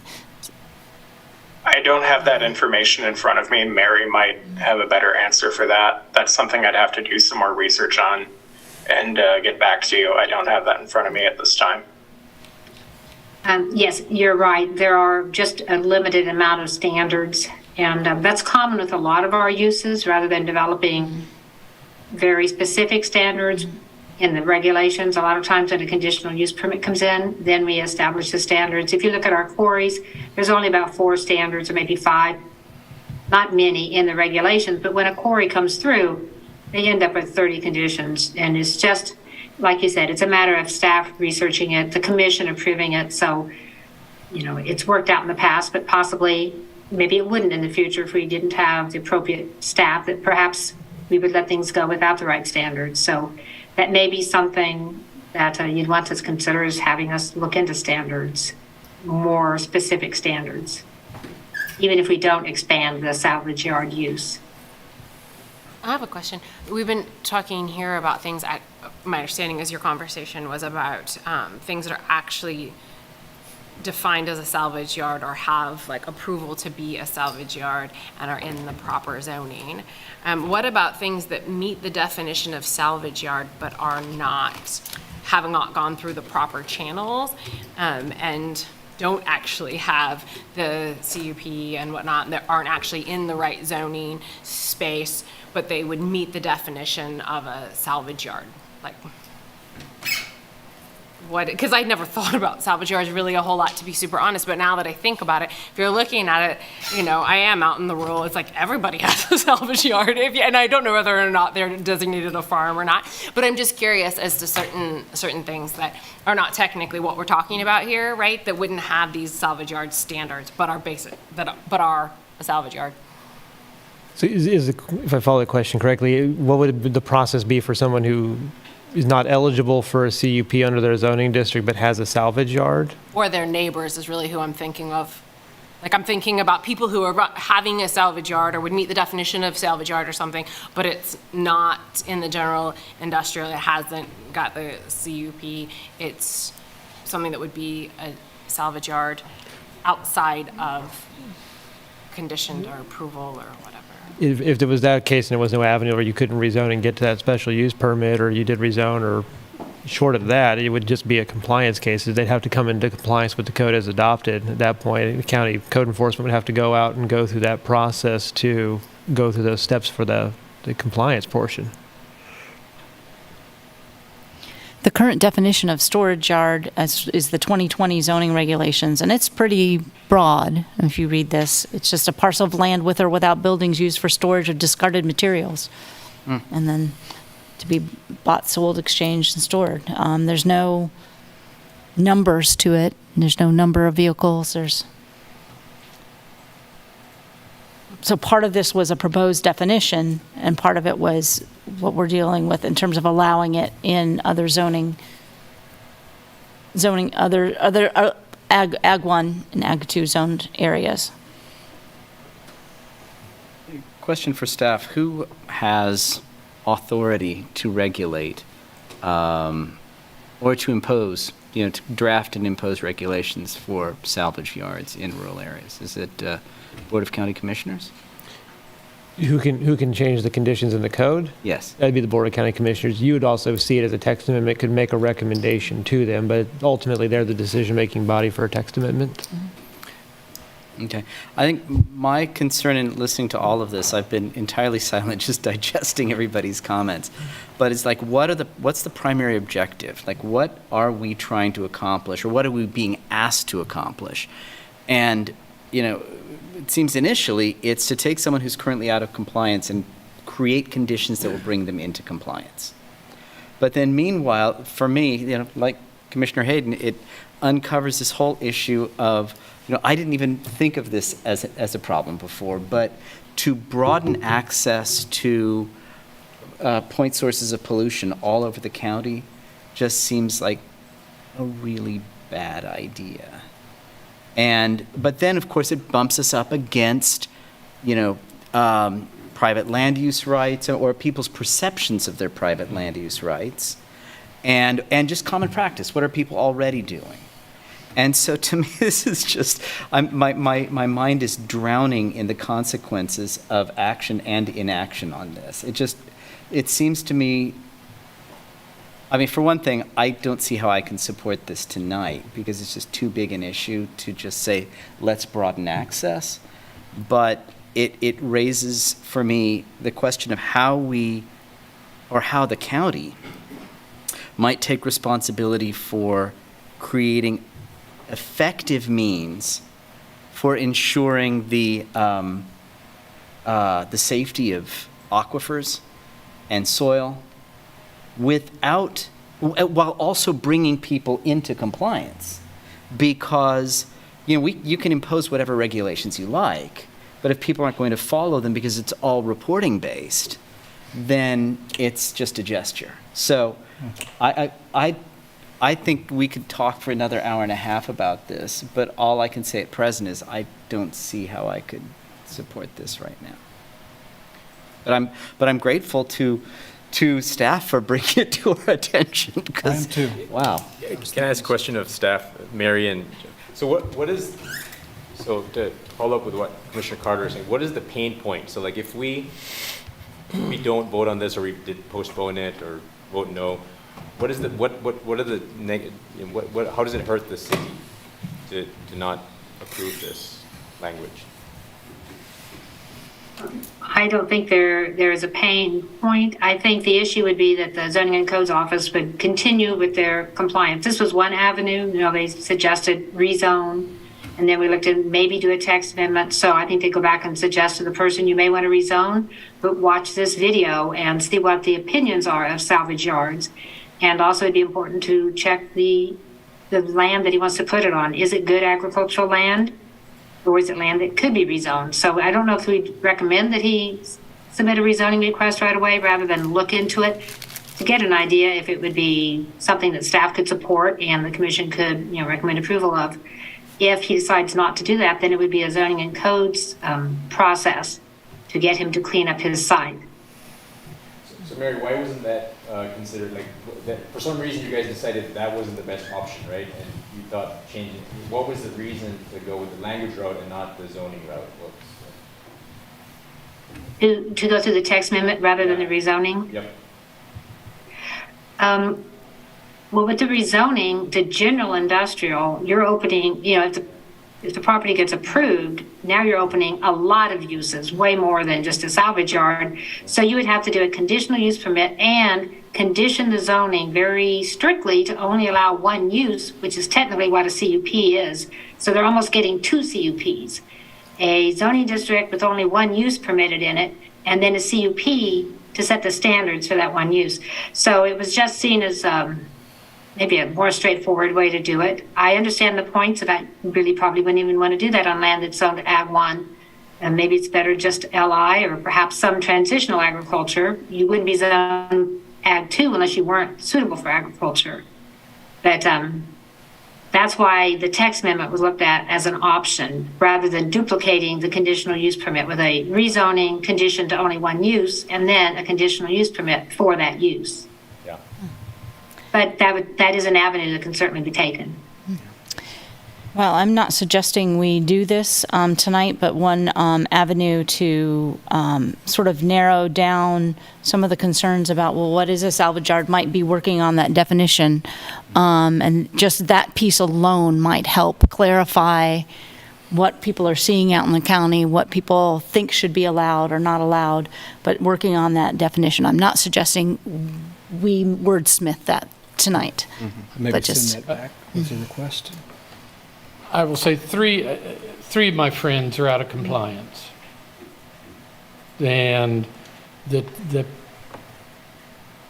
difficulty is where, and I think Carl talked about one of them, this person's whole life he has collected his IRA account out in his pasture for retirement, and now for the county to come in and say, those have got to be gone, you have 30 days, is a difficult thing to do. So trying to balance out property owners' rights, what has gone on in this case for years, 30, 40 years. Others are essentially the same way. It is a difficult issue. The one that was brought up here, I'm not sure is as difficult, but the enforcement is very difficult. Probably all of us that live out in the country or in the city even know. Here are places, they're out of compliance. You turn it in, either the city or the county. Do they have the staff? Do they have the resources to go take care of it? Do they have the KDHE hazardous materials list that can go through and say, okay, this car that's upside down on your property is out of compliance. Now, here's what you have. It is a difficult issue, and I don't know the solution to that. But I'm not sure I would like to see more Ag 1, Ag 2 land taken out of production to have a salvage yard that really is very undefined as we have it. Just this amorphous 5 or more, bring, sell. It's a tough subject, and I don't know a solution to it. And my friends who are in this difficult situation are good people. Most, I will say this, yes, Jim, you're right. You do have a certificate that says you are a farm. You are classified as a farm, and if you are, you know you are. Most farmers that I know are great stewards of the land. They have been forever and ever and will continue to be. It's tough, and I don't know a solution. I think Carl gave a great solution that they're using with one individual right now, allowing it to be sold off over time to eliminate the use. Because these, like you said, these have happened over decades that they've come to this point. So saying you have to get rid of it right away doesn't make sense, but it sounds like the county's already found a way to do it slowly, but this is asking to open the door to permit more of them to it, and that's what I don't want to see. It is, and yet at the same time, and it does pollute the groundwater. It does pollute those 27 wells, potentially pollute. It's not tested. Right. We don't know. Now, if an individual tests it, but it is a problem, and it is probably not a city problem at this point. People are just being pushed out into the country to do this. Well, we still have one. One that moved from 12th and Haskell that I remember catching fire almost like clockwork. Yeah. And it's caught fire once or twice where it is now. And then the one that was by the fairgrounds, which is Right. moving out now. Yep. So we have one in town left. And then everything else is in the county. So it's, So, given that I do not sense that we want to define salvage yard tonight, and I do sense the direction of the committee, rather than spend the next hour and a half discussing salvage yards, I think we are probably about ready for a motion on this. Can I just ask one question? If we forward this with a recommendation of denial, the county commission will have the option to take it up to discuss or just leave it on their consent agenda, Correct. correct? So it'd be up to them whether they want to weigh in. Yes. It's another pass at it. I'll take a shot. Okay.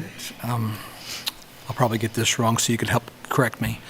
I move that we do not approve or that we deny text amendment TA-23-00104, revising salvage yard and zoning and land use regulations of the unincorporated territory of Douglas County, as noted in the attached draft language, and forward to the Board of County Commissioners with a recommendation to deny. Point of order on that one. The staff report is actually the other direction on that one. So if you reference the staff report, it would be contrary to what the commission was discussing. I knew I was going to mess it up. Right, I didn't catch that either. Just in case. So I'm going to get this wrong. I move that we disapprove or deny text amendment TA-23-00104, revising salvage yard and zoning and land use regulations of the unincorporated territory of Douglas County, as noted in the attached draft language. And That was, it's the attached draft language, but that's where it's defined. So I'm not saying that we approve it in the draft language, but that's the draft language that we're denying. Correct, but that would be if it was in the affirmative. I think what the commission is desiring, and I might be speaking out of turn here, is it's based on the discussion that you had and not necessarily based on the staff report. If you're recommending a denial, because the staff report was recommending an approval. Right. I think if you just stopped after Douglas County cancels. Recommend denial of text amendment TA-23-00104, revising salvage yard and zoning and land use regulations of the unincorporated territory of Douglas County, Kansas.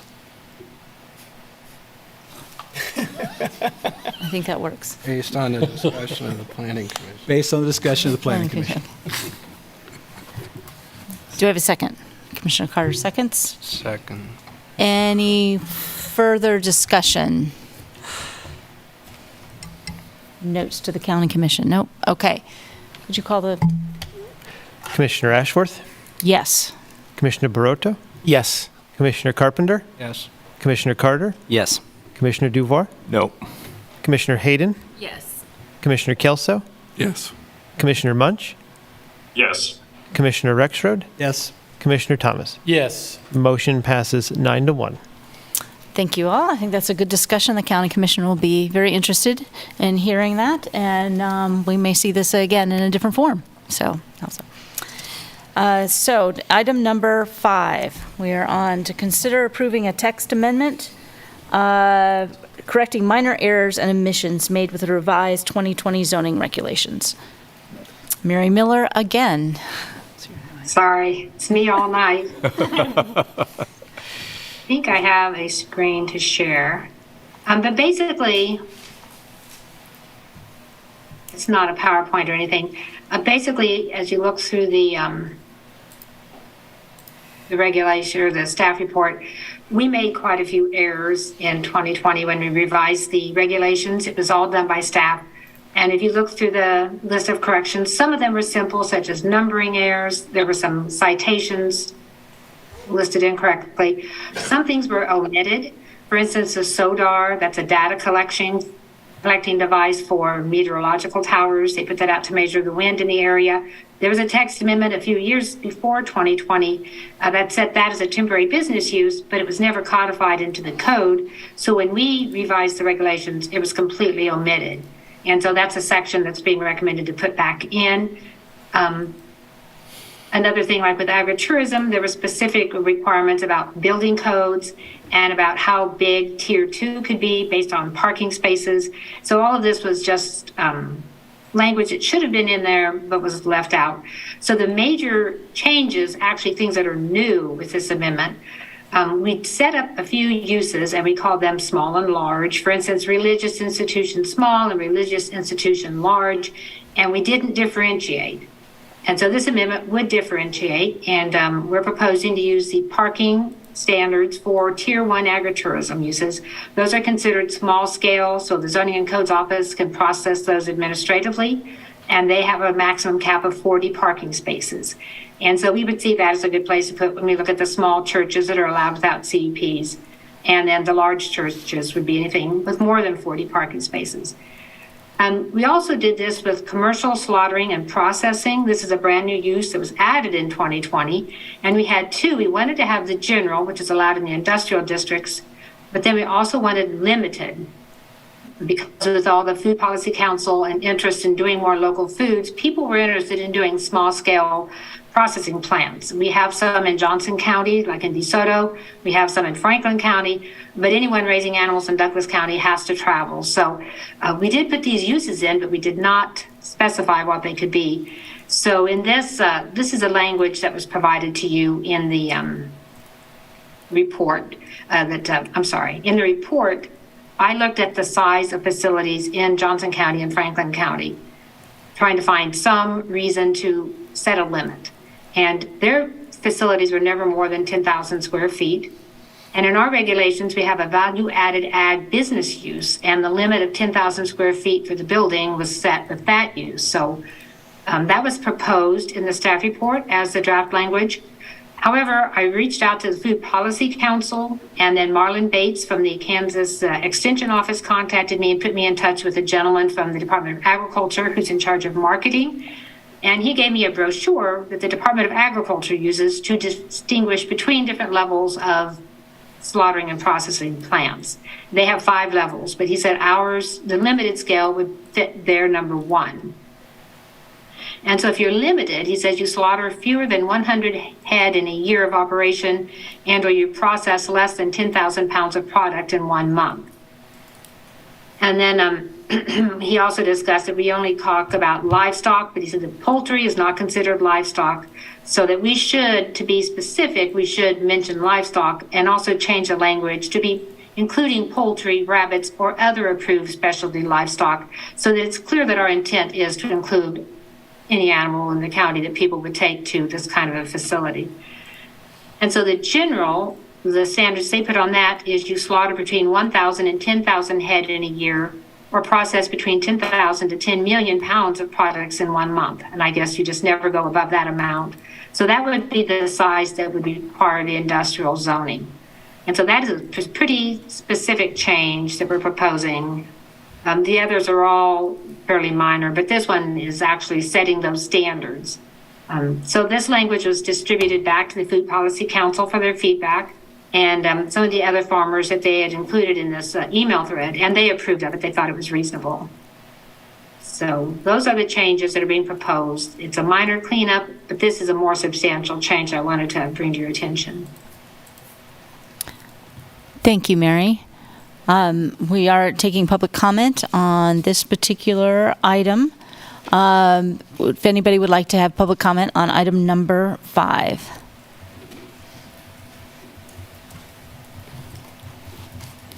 I'm Natalia Lowther, and I raise poultry, and I'm not sure whether sheep would be included as specialty livestock or livestock, so that is kind of unclear. Kansas Department of Ag has basically a whole page of different levels of poultry processing and exemption. And I think instead of Douglas County making their regulations with numbers that are just specified in the Douglas County regulations, I think that we should work with Department of Ag. Mike Fink is the inspector that I work with, and write our regulations to reference the different levels that growers can be licensed for, so that it's clear that if you're in, exemption level A, B, C, or D, then that counts as limited. If you're in one of the other exemptions levels, then that counts as general, instead of having to try to correlate state standards with county standards and numbers. Thank you. Sorry, we might have more questions about that coming up. Thank you. Other public comment on item number 5? No. Any online comment for item number 5? Seeing none, I'll bring it back to the commission for discussion.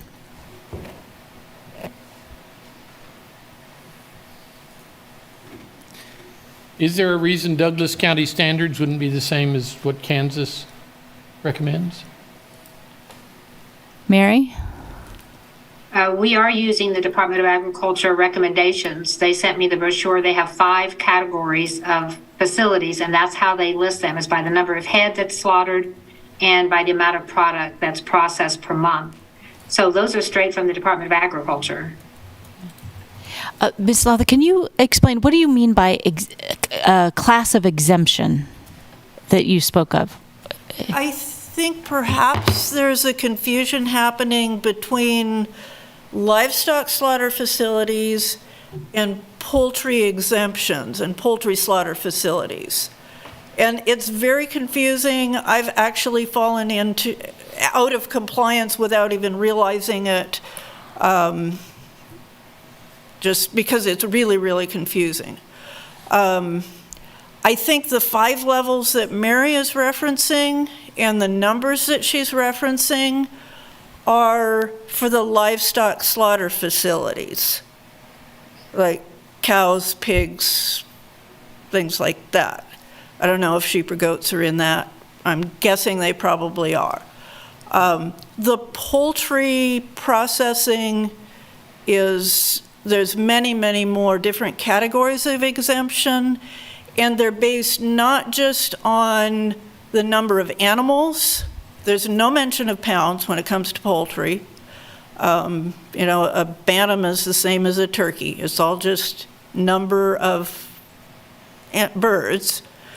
But a lot of the distinctions between the categories are very, very fine distinctions as far as how the animals are marketed, or how they can be marketed. Can they be sold directly to consumers only, or can they be sold to restaurants, or can they cross state lines, things like that.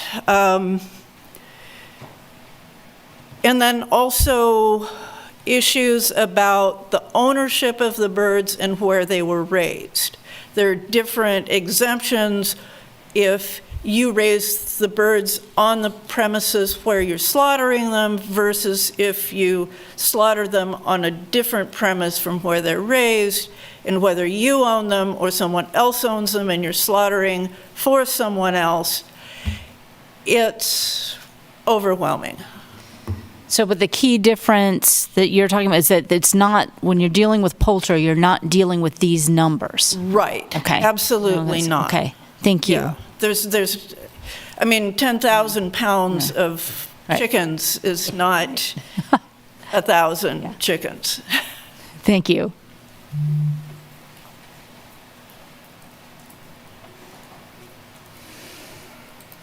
Mary, when you look at that, back on that screen you had with the slaughtering facilities, is that something to include? Is some sort of different categories for poultry that you could just add to that? Well, in the discussion with the Department of Agriculture, they brought up animal units. You know, for instance, X number of chicken equals a cow, something like that. We could probably work something like that in. I don't want to get so complicated that if we're reviewing a slaughterhouse, I could see making provisions, and probably rabbits may fall into that provision too. Small livestock, maybe we look at the animal units, like how many animal units would make up a head. And we could include that language in. Does that make sense to people who deal with animals? Yeah. So, yeah, you know, somebody that has to process chickens and sheep, I think I understand what Ms. Lowther is saying, because under current rules, you can process as many chickens as you want on your property, but I have to take the sheep somewhere. So there is a distinction there in terms of like inspections and things like that. So I think it's important to make that distinction. I think state law calls that out differently. So I think that's what you're asking for, right? Yeah, if a distinction could be made in the regulations that Mary is reviewing and revising. Right. But I'm not sure that we can make, are you asking if we, I'm not sure that we can. No, I'm asking if staff can make that distinction. Yeah, or if we move forward with the other amendments, if more needs to be looked at this particular revision. Well, let me ask. I'm just wondering if maybe we're overthinking where we are right now. Nobody's applied to do this because it's not even in the code yet to apply to try to do it.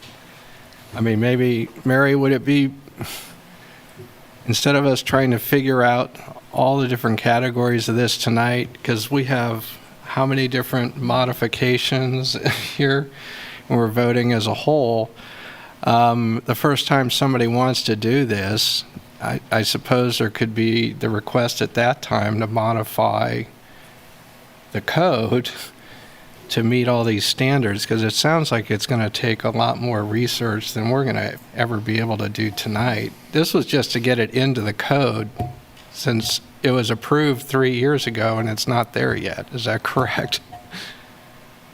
That's right. And we've had some inquiries. We have some people that are interested, and they asked us, what is a commercial slaughter limited? And we couldn't tell them. So we wanted to get something in the books so we could tell them. And it's like Natalia said, reading the literature from the Department of Agriculture about all the processes, it's very daunting. So it's not something I felt confident to do. So I have to have an expert help me, like the person from the Department of Agriculture. I'd be happy to talk with them again and see if it goes to the county commission, we could add some sort of provision about chickens or poultry, I'm sorry. But, so once somebody makes that inquiry, you'd be able to go through that process and come back with modifications to the code as well as everything else, and get input from people that are actually involved in this and from all the regulatory agencies and everything else, because they're going to have to be licensed by those agencies to even operate.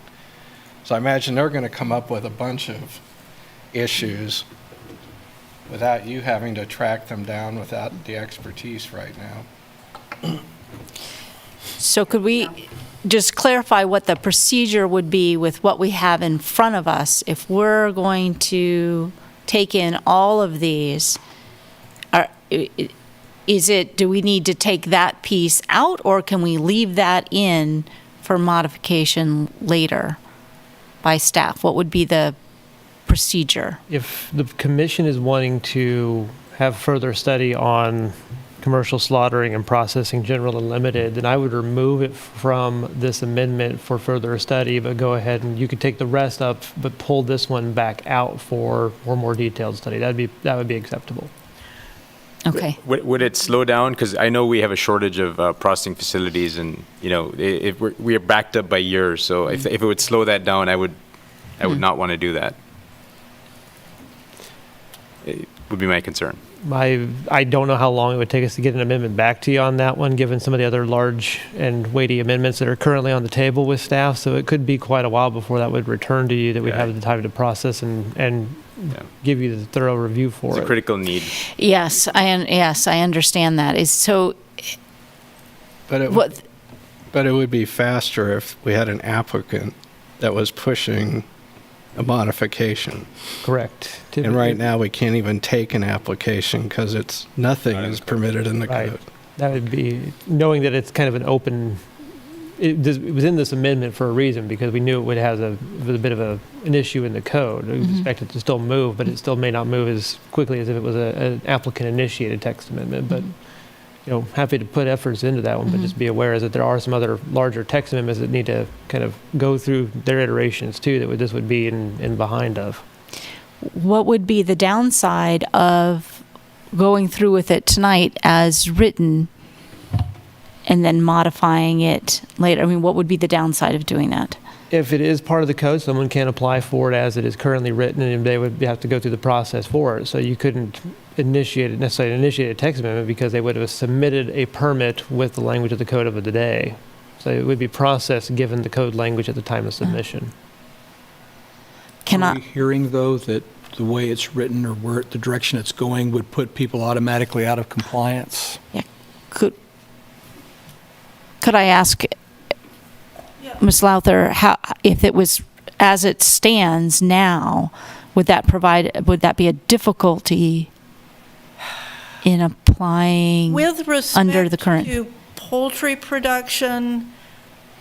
1,000 bird limit is like absolutely the lowest limit for sale to customers. 1,000. If I raise and process a chicken at my farm under the 1,000 bird limit, we're talking maybe $20 a bird, 20 times 1,000. That's with all the expenses that go into producing a chicken. That's not really a viable model for a profitable farm in today's economy, where the feed costs are horrible. And that also restricts operators from pursuing the slightly higher levels of I'm sorry, my brain's not working very well, of the exemption, which would allow them to sell to restaurants or at a farmer's market. The 1,000 bird limit only lets me sell from the farm. So it's very restrictive. If we pull it off tonight and it's in limbo for a year, then do we you have any restrictions? So we're looking at the language here, and we don't see the reference to the 1,000 birds in the staff report. Yeah. It's not in here. Okay. I don't know where that's coming from. It's not in the stuff. I think our question is, are we looking at what actually we're voting on, or is the language that Mary presented on the screen what we're voting on? Right, exactly. And I just want to make sure I understand what we're looking at, or what we're asked to vote on. Mary, can you clarify? Yes, we are voting on revised language, and that's what I showed on the screen. But I'm not sure I understand Natalia's issue exactly. However, in the definition, we're only looking at animals that are not grown on the property. You can slaughter as many animals. We're not looking at things you grow as a farmer. If you're a commercial slaughtering, you're taking in animals from another person's property. So that 1,000 limit is not if you're growing them or raising them. Okay. I think with that understanding, if you're setting up facilities to process chickens that are being brought in from another location, I don't think you can afford to set up those facilities and go through the licensing for just 1,000 birds a year for somebody else. The way the state categories are set up, it's just, I would like to see, since the amendment is adding the text about poultry and specialty animals as distinct from livestock, I think it would be appropriate, to keep the 1,000 head or 10,000 pound cutoff point between the two scales, but then to also add something that addresses poultry regulations specifically, or poultry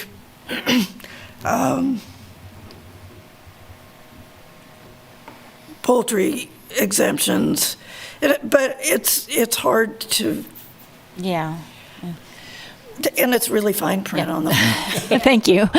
Yes, thank you. Could we see the yeah, actual sure. language? I'm really sorry if I'm looking at what was online. I think we both are. So if we could at least see the Yeah, actual I don't proposed see language, it it would either. be very helpful because I don't process animals, and so I'm having a hard time figuring out exactly. The only, what it's the only number I'm seeing in there is talks about the 10,000 square feet. Right.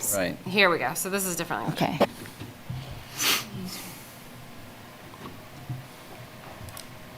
This is a proposed definition, am I? Yeah. And so this language was added by the Department of Agriculture. Before, we only referenced livestock, and perhaps we should go back to that if that's creating a lot of confusion. We could just reference livestock not raised on the premises, and it would be fewer than 1,000 head in a year or processes less than 10,000 pounds of product in 1 month, and that would be limited.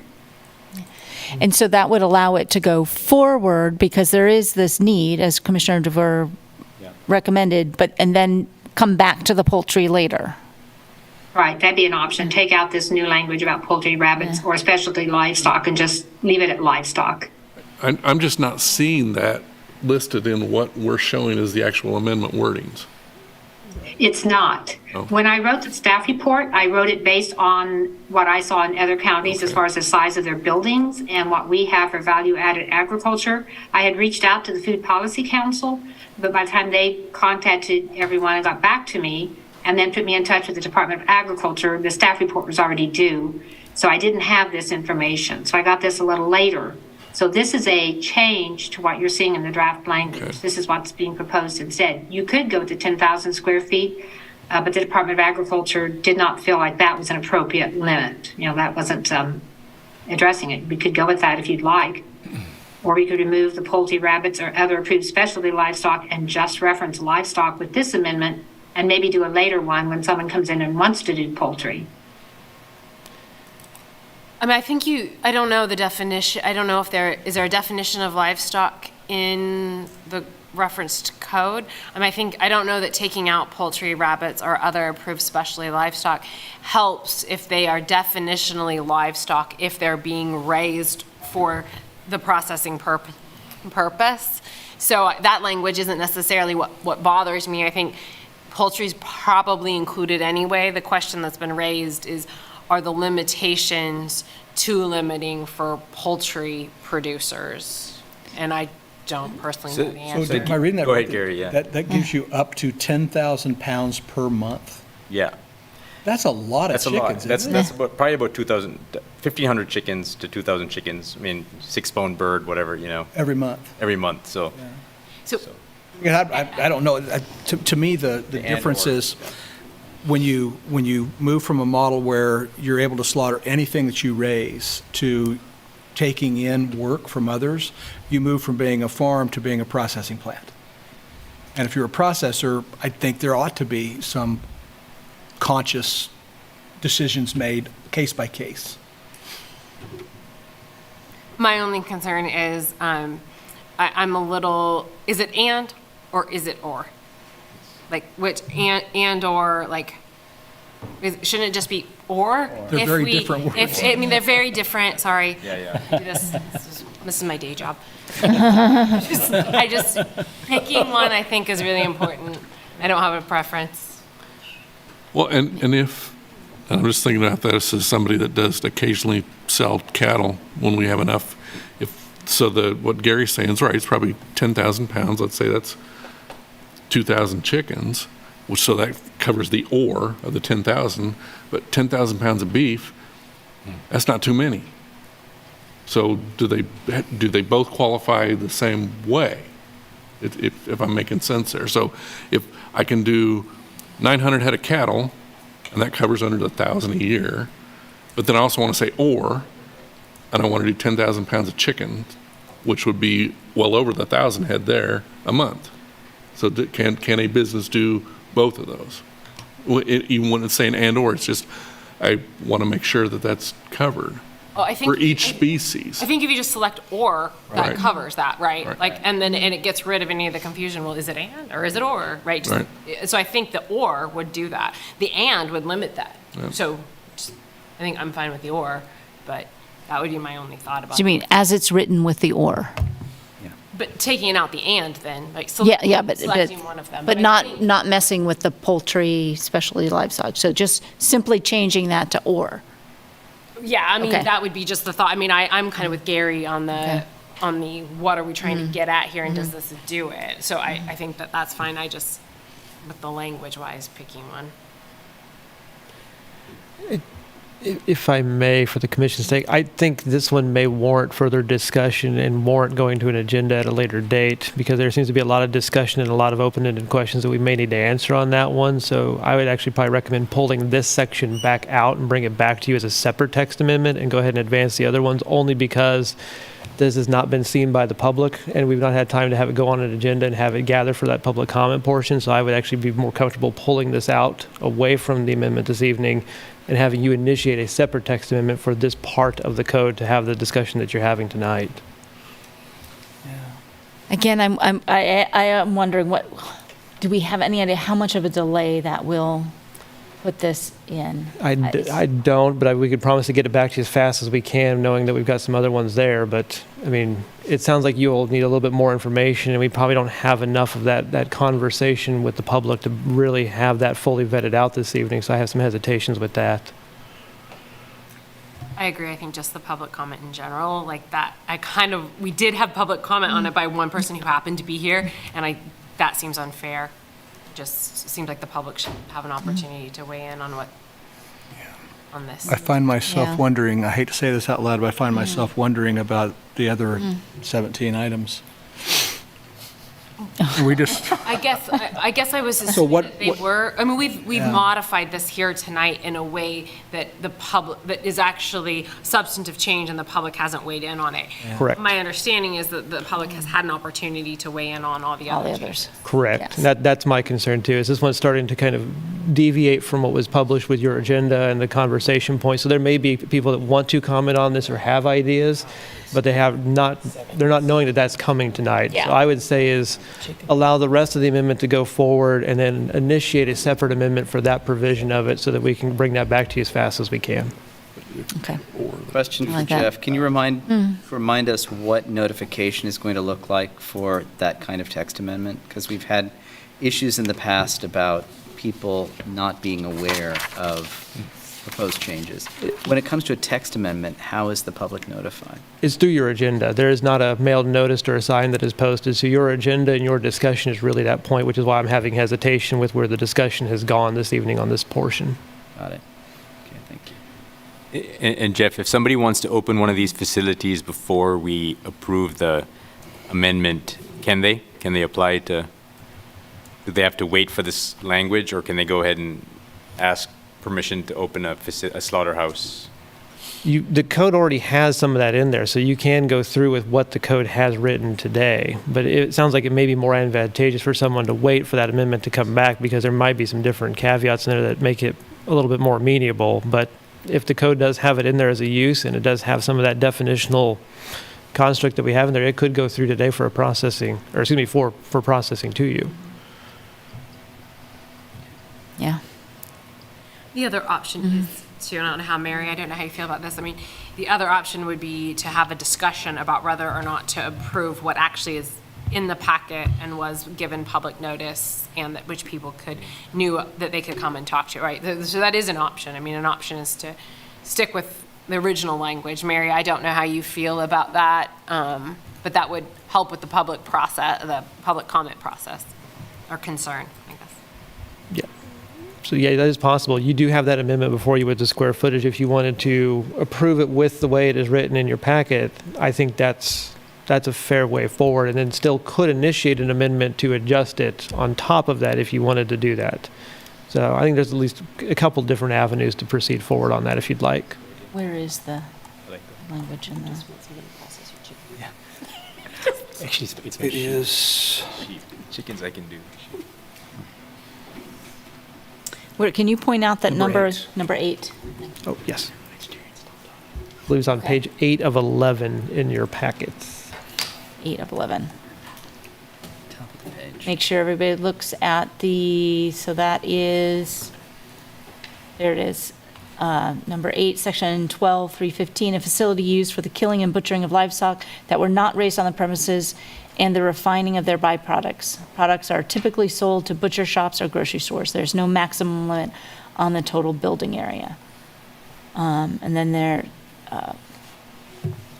then we have a building area. So we can at least continue with this as written and then amend it later. Yes. Okay. That's good. I like that. Okay. And then, as I mentioned, you can make a recommendation on the amendment 105 that's before you this evening, and also initiate an amendment to that specific section if you would like to. So 2 separate motions. One to accept the text amendment as presented, and then a second motion to initiate a text amendment. If the board would like. If the board, okay. I just would want to check with Mary if that is consistent with what would work for staff. Mary? Yeah, that would work. That would work for us, the 10,000 square foot. I haven't heard from anyone that would not be a suitable size.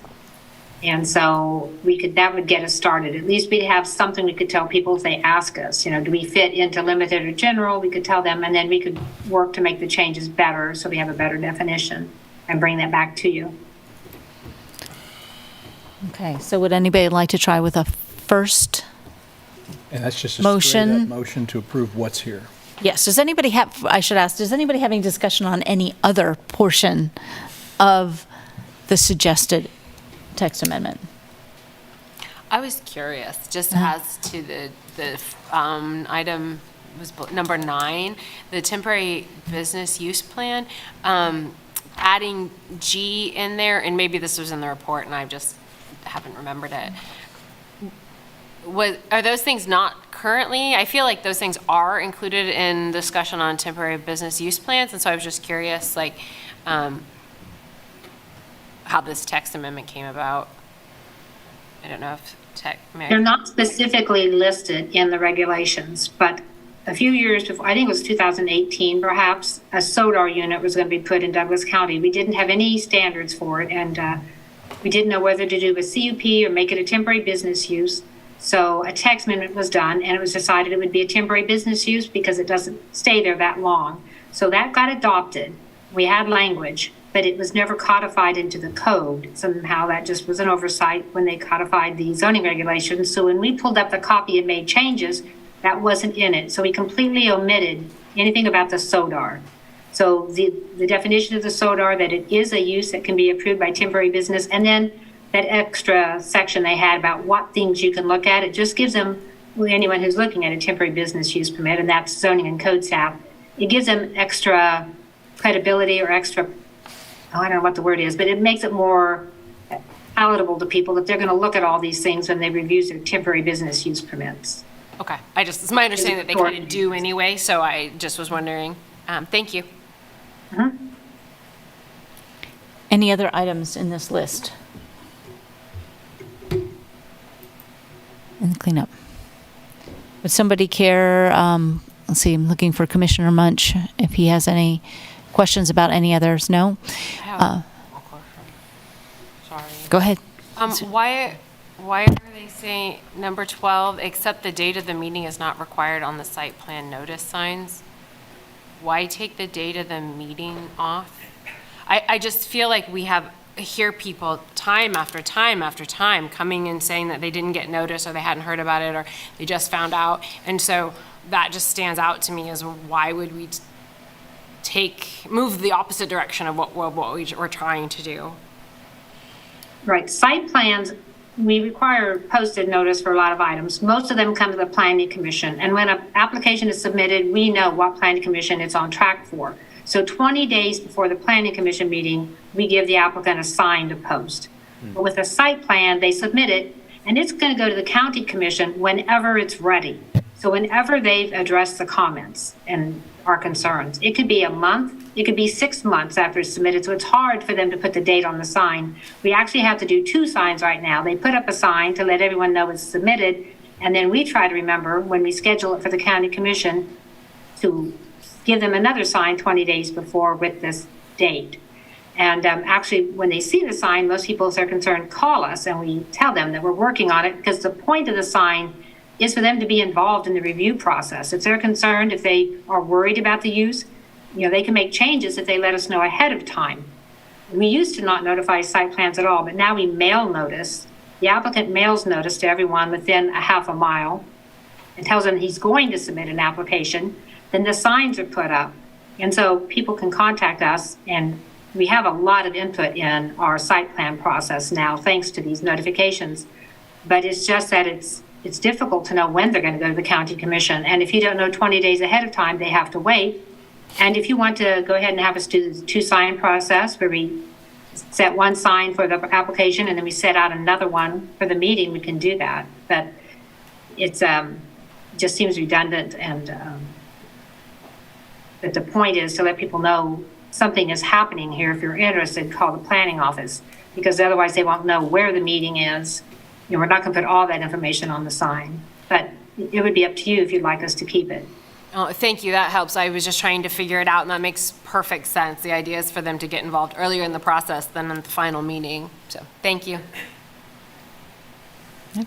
Good questions. Yes, thank you. Any others on the... Is anybody ready to make a first motion on adopting the text amendment as written? I'll make the first one if someone else does the second. Okay. Move we approve a text amendment TA-23-00105, correcting minor errors or omissions made in the 2020 revisions to the zoning and land use regulations for the unincorporated territory of Douglas County, Kansas, as noted in the attached draft language and forwarded to the Board of County Commissioners with a recommendation of approval. Do I have a second? Yep, second, Commissioner DeVore. Any further discussion? No? Could you call the vote, Jeff? Commissioner Ashworth? Yes? Commissioner Barotto? Yes. Commissioner Carpenter? Yes. Commissioner Carter? Yes. Commissioner Duvoir? Yes. Commissioner Hayden? Yes. Commissioner Kelso? Yes. Commissioner Munch? Yes. Commissioner Rexrode? Yes. Commissioner Thomas? Yes. Motion passes 10-0. All right, and there is a possibility of a second motion on the table, referring to the processing facilities. I'm thinking about how to word this. So is the idea that we've thought it through and we just want to remove and dash, or are we asking to go back and go through a public Revisit. process? I think go back and go through the whole public process. My and/or was super nitpicky if that was the language that was going through. But I think here that we want to go through a process of figuring out what would be best and allowing the public to comment on it. So we needed a motion to initiate a text amendment. Yep. And the subject matter of that text amendment. Governing processing facilities. Definition of commercial slaughtering and processing. And the limited one, too. Oh. So it would go something like, I move to initiate a text amendment that It does. Initiates a public process. Is that right? Can you help us out with the language here? If the commission is looking for language to initiate the amendment, I would recommend something along the lines that you would initiate a text amendment to section 12.315 to revise and study the commercial slaughtering and processing general and commercial slaughtering and processing limited definitions and bring that back for consideration. Oh, wow, here's Just take that. Wait.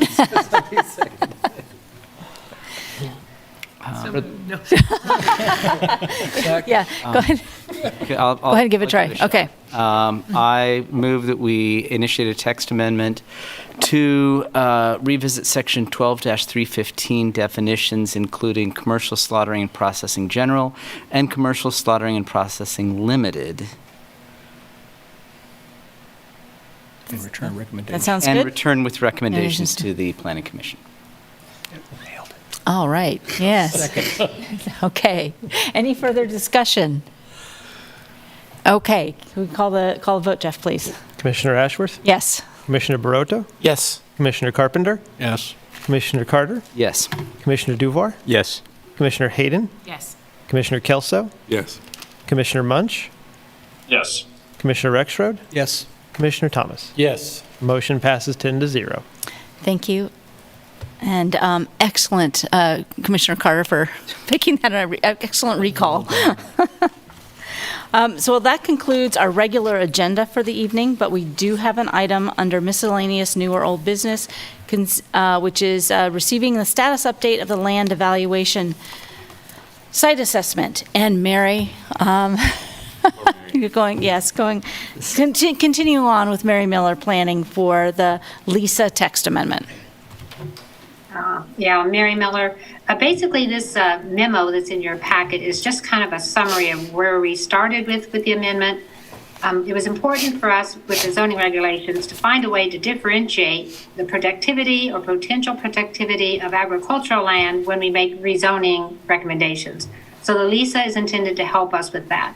And staff visited with other communities that have established LISAs, and we looked at their parameters. We worked with the NRCS, the Natural Resource Conservation Service, and they recommended the parameters that we should use in ours. So we have a system, and we've used that many times in our rezonings. We've talked about, here are the items we've looked at, but we haven't developed where we're at right now. We haven't finally tuned the chart. You know, we can say this is the amount of range production per year, but we haven't said how much is really good, how much is fair, and how much range production is poor. And that's kind of where we are at this point.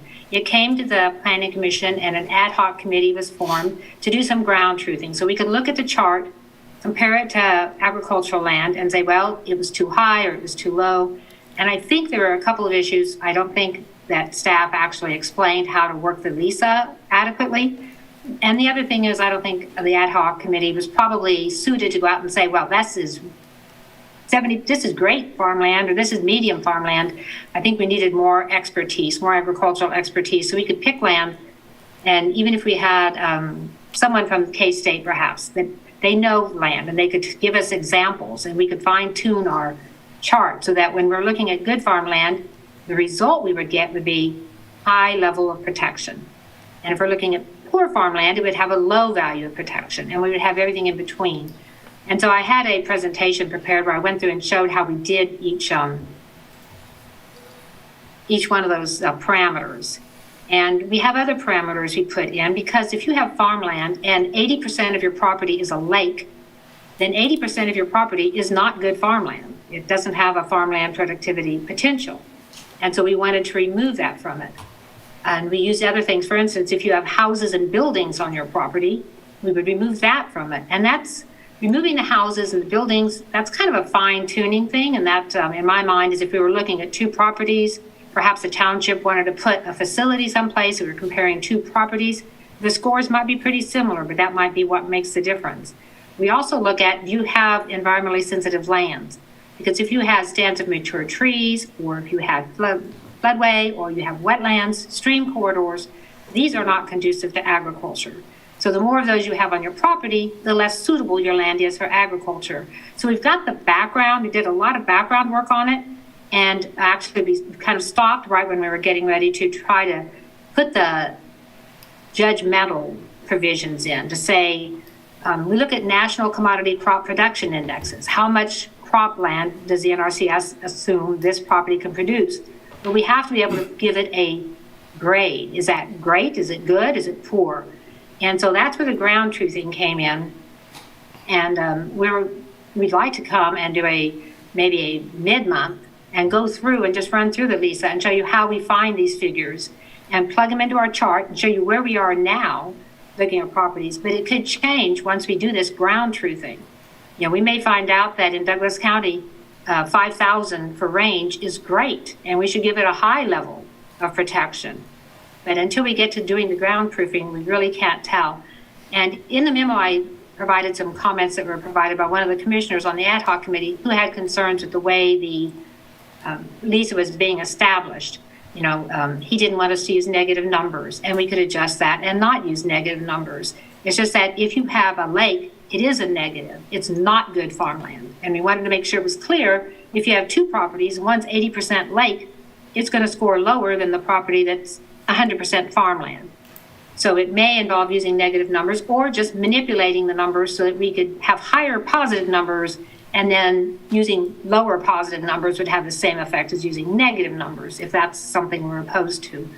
So there were several concerns raised, which some of them are very good points, and we would take those into account as we move forward.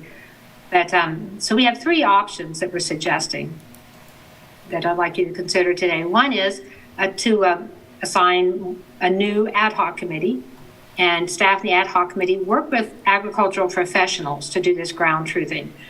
So that we're not expecting the planning commission to be able to tell us, yeah, that is pretty fair to middling farmland, or that's great farmland, when we don't really have the expertise. Staff doesn't have the expertise to do that, but experts from the Department of Agriculture could help us. The other option is to not do the ad hoc committee and just have staff work with the professionals and come back with the materials. And then the third option is if you want to just forget the LISA system, and delete it and suggest we move forward with a different kind of land evaluation system so we can evaluate the agricultural nature of a land. Because if someone wants to rezone out of agriculture to transitional agriculture, we would not want to recommend approval if it was really high quality agricultural land. Okay, thank you, Mary. Well, before I ask for a clarifying thing, there is no public comment listed for this item, but I'm wondering if the people in the room had hoped to comment on the LISA. You've been here with us for all night, so.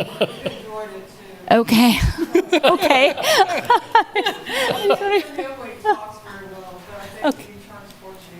Okay. I just wanted to check. Michael Almond's on one. Natalia.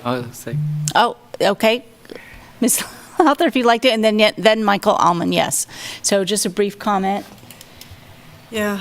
I have not studied up on this because I've been total monofocus on the salvage yards. But I have some concerns about that. I need to study this more because I think too often we think of agriculture in terms of row crops, cattle on pasture, conventional, traditional forms of agriculture in Kansas. But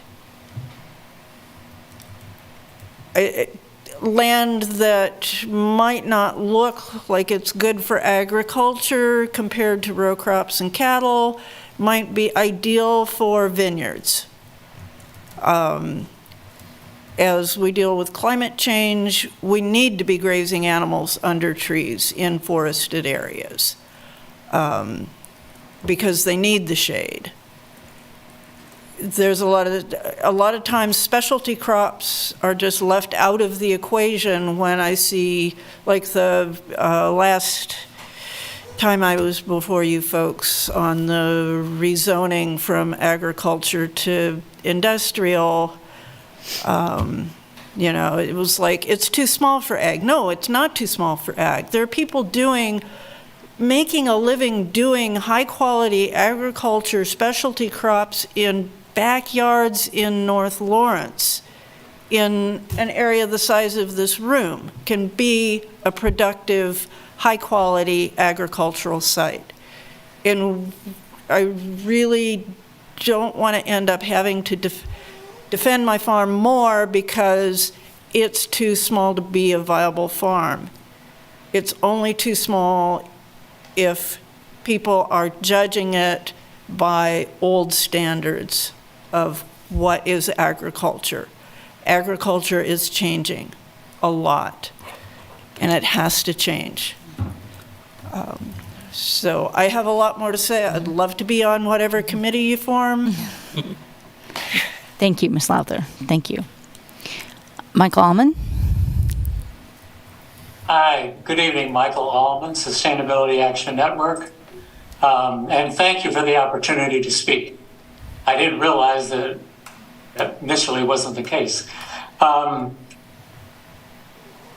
We're in favor of basically option 2, to have staff work with the agricultural experts. It's really, kind of their job to do this kind of detailed research work anyway. This is a tool that I feel is a very important tool, and it'd be a shame to throw it away at this point after, 3 years of considering it and developing it. And staff has been working with it since early February, I think it was 2020, doing land truthing and site assessments, and they're getting requests from farmers to do the site assessments. It's viewed as very important by a number of people. It's part of the National Resource Conservation Service. The platform is the Web Soil Survey, and staff has been developing the kind of parameters as overlays to include in that Web Soil Survey to do fine tuning and come up with a more detailed drill down to the special parameters that, like, the soil depth or the pH or the percent carbon content, organic matter, add those layers so that we can get a much clearer assessment beyond just capability 1 and 2 soil, or beyond soil types, like Sibleyville soil or Pawnee clay loam soil. It goes way beyond that and provides a lot more information to make informed decisions about whether a particular site should be protected for agricultural productivity. Yes, the ground truthing can be challenging. I know that, and that's why the staff isn't working on this methodology. There's thousands of parcels in Douglas County, and I don't need, if the tool itself needs to be developed for the entire county, at this point at least, maybe staff could work up the particulars and then use it on a case-by-case basis, which in effect they've already been doing in some zoning cases, as I understand. So maybe that should be your goal. Just have it there at the ready so that when there's an application for rezoning, a conditional use permit, a site plan, you can pull this tool out and add it to your toolbox. That's something that it seems like staff has already been doing and is capable of refining.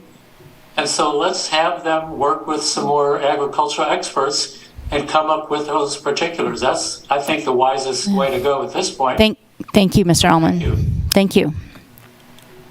Any further public comment? Not seeing any. Okay, we'll bring this to the commission for discussion. As I recall from discussing this years ago, there were a few things that I just kind of found confusing. And I think, supported this ad hoc committee because I thought it would lead to greater clarification. One of them was, and this kind of, Ms. Lowther got at this somewhat, that it seemed, as I recall, to be a single kind of linear scale, high to low. And I think something that's more multivariate would be really helpful. Something that's like, based on this land use, it has this degree of suitability, or based on this land use, it has this degree of suitability. Because we're trying to understand, I think, not just the agricultural productivity of a particular parcel, but like its suitability for rezoning and for non-agricultural use as opposed to agricultural use. So, and I don't know, and I'm so happy that Ms. Lowther has already volunteered to consult with staff. But the other thing that I found as a geographer a little confusing is this whole question of what is the denominator when you're saying percentage of suitable versus unsuitable. And to me, for example, open water ought to be just discounted, just ignored, not considered unsuitable, because to me, I think in trying to understand the productivity or the suitability of a particular bit of land, it's the land that has the potential of being productive, or it's not. And where buildings are, that should be discounted. It seems to me that, and forgive me, now I'm also falling victim to the time, but I think more discussion is needed. I'm not necessarily volunteering for another ad hoc committee, but I do think that some definitional questions ought to be explored kind of as a precondition to more work. Sorry, that may not be very helpful, but it just seems to me that there are some fundamental issues about how the scale works and what kind of land is being evaluated that could bear some more discussion. I agree. I guess, are we? Go ahead. Well, I go ahead first. I have a number of points and concerns I want to make about this, but then I also have a question. Miriam did mention potential for a mid-month, so I'd like to bring that into the discussion of 100%. How that would work with staff working with agriculture experts, ad hoc, that kind of thing, where the mid-month fits in that whole process. But please. I was thinking that if we looked at everything that is in this room and analyzed everything in the room, but ultimately we were only going to make a decision about that piece of wood over there, how valuable is it to spend all the time looking at the entire county and every aspect of every square foot of the county, when it comes before us that we would look at that particular project? Will this help us if we look at everything when we're, is it going to be productive when 99% of the county land we will, 99.9, we will never deal with in this body? To look at, so we would look at everything in the county, every parcel of land, all the overlays, when really we're talking, we need to just look at a small, minuscule portion of the county to make a decision. So I don't know, at this point, is our time, is the staff's time best spent doing that? I don't know. I might counter that on this whole question of a multivariate scale, and I don't know what it would be, but different types of agricultural use, right? That the diversity of the county would in fact call for at least ground truthing in different parts of the county. Maybe not the county as a whole, but understanding the character of different parts of the county so that you're not just basing your entire evaluation on just what you've already seen. So I think a survey of the county, maybe not every parcel in the county, but a sample of across the county would be very appropriate. I think a mid-month is a great. You're right. Yeah. There were selections made to demonstrate the use of LISA as how it's done now in the packet. So I imagine it would be, the ground truthing would be somewhat similar, where they would take samples looking for low quality, high quality, things like that. I actually have a number of some issues with the methodology used that I would like to be considered and maybe brought back to a mid-month. And one of the things I'm concerned about is that all the factors currently in the LISA are uniformly weighted. So you get, there's a maximum of 10 points for the National Commodity Index and a maximum of 10 points for the farmland classification. So there's no weighting of those. But actually, if you look at, we now have, in the current LISA, we have 3 factors that involved land evaluation. So they're kind of getting weighted in the sense that the National Commodity Index, the farmland classification, and I forget what the third land evaluation is, all incorporate certain soil features. I'm going to pull out pH as an example. So pH actually gets heavily weighted because it's in the model 3 times. So I'm a little concerned that we have 3 very similar factors evaluating land and only 1 for site assessment. So that's, so they're all capped, so they're not uniformly weighted, but in a sense they are weighted because certain soil features are in there multiple times. So that's a thing I'm concerned about. I'm concerned about the redundant factors for land evaluation, only 1 for site assessment. If you go into the LISA guidebook put out by the NRCS, they actually have 1 land evaluation factor and 3 site assessments. And they're all weighted differently. Each feature or factor in the model is weighted differently. So they're all on a scale of 1 to 100 or 0 to 100, and each of those features is weighted. So I'd kind of like to see what that looks like instead of this current system we have. And as for the negative numbers, that was a concern that was brought up by a previous commissioner. The concern I have about that is that if you look at environmental features, an environmental feature is going to reduce the land evaluation in terms of its agricultural production. But if we're looking at a rezoning project, a rezoning case that comes before us, and you're thinking about going Ag 1 to Ag 2 or Ag 2 to built environment,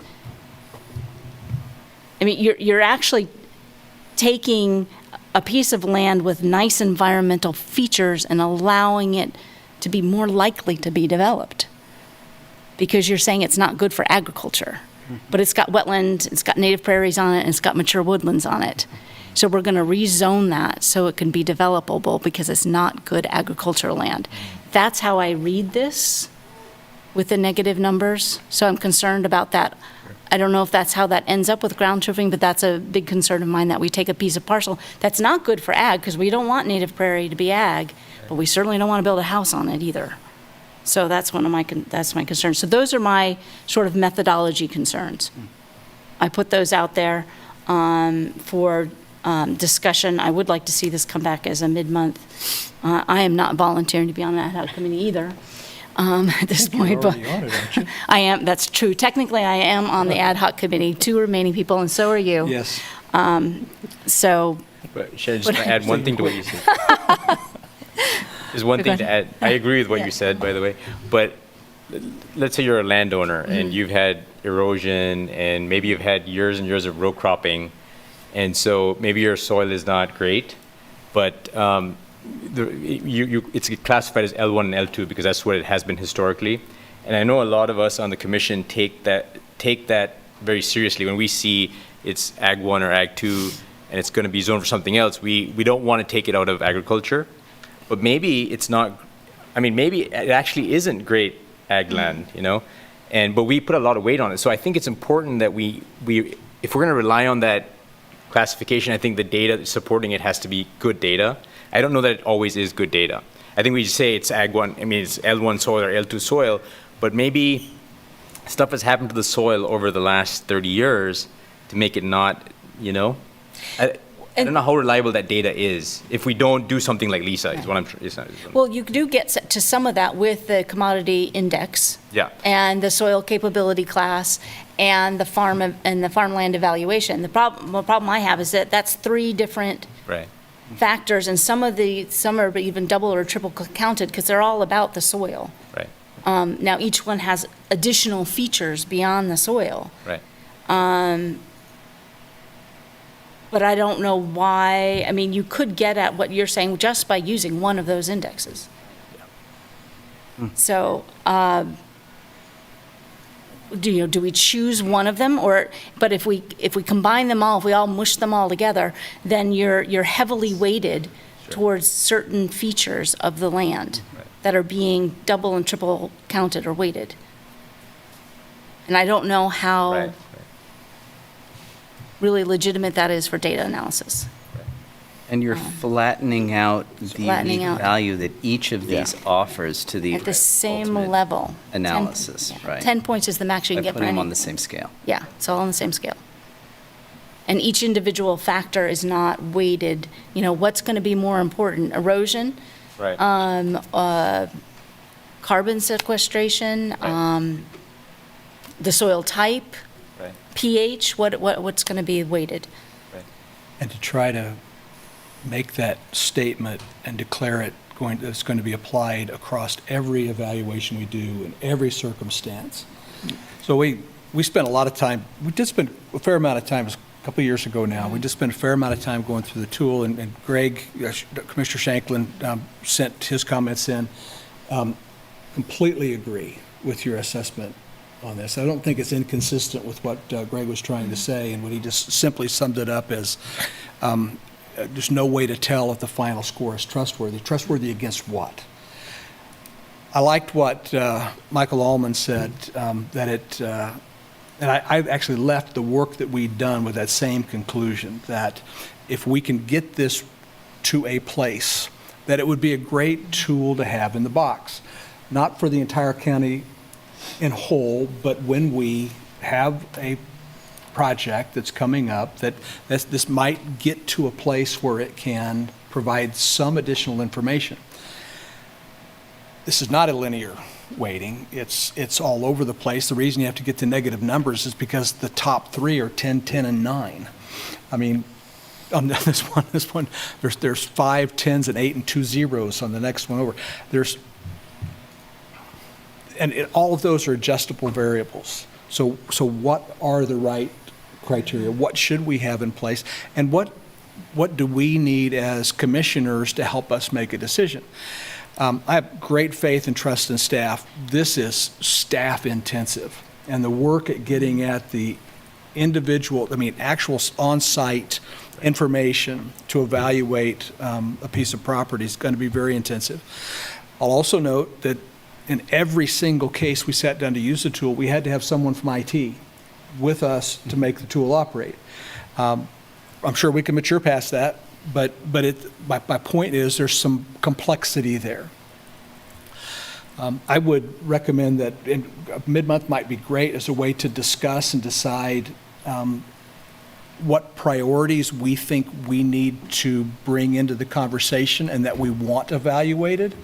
And set this aside for just a minute, as not trying to prove that we should or shouldn't do that, but let's talk about what we want to have as a commission in terms of information to make a decision, to evaluate, and then say, does this provide it for us? Yeah. And if it does, then great. Let's ask staff or panel a couple more people that have a passion and a love for soil that can, and a knowledge that can help us get there. That's what I recommend.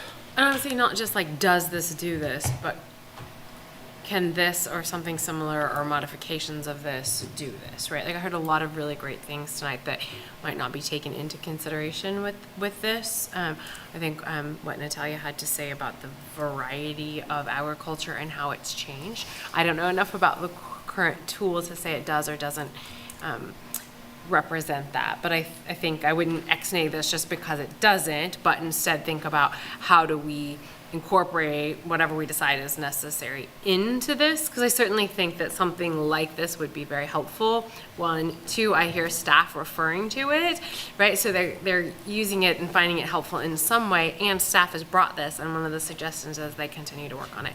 So before making assumptions that this isn't helpful or this is too staff intensive, I would most certainly want to hear like their thoughts on this. And also then for some of the newbies, like, or at least me, are all we doing is evaluating, oh, this soil is really good. I mean, I don't know that we need a huge complex tool to figure that out. There might be easier ways. But are there things in there that actually would be very, very helpful? Because when some of the things that we've seen, small pieces of land that are being taken out of ag and rezoned, like, I'd like a much better way of evaluating and having that conversation and knowing what that means for other decisions and for the county, more than like the conversation that we had on that particular piece of chunk, right, of land, right?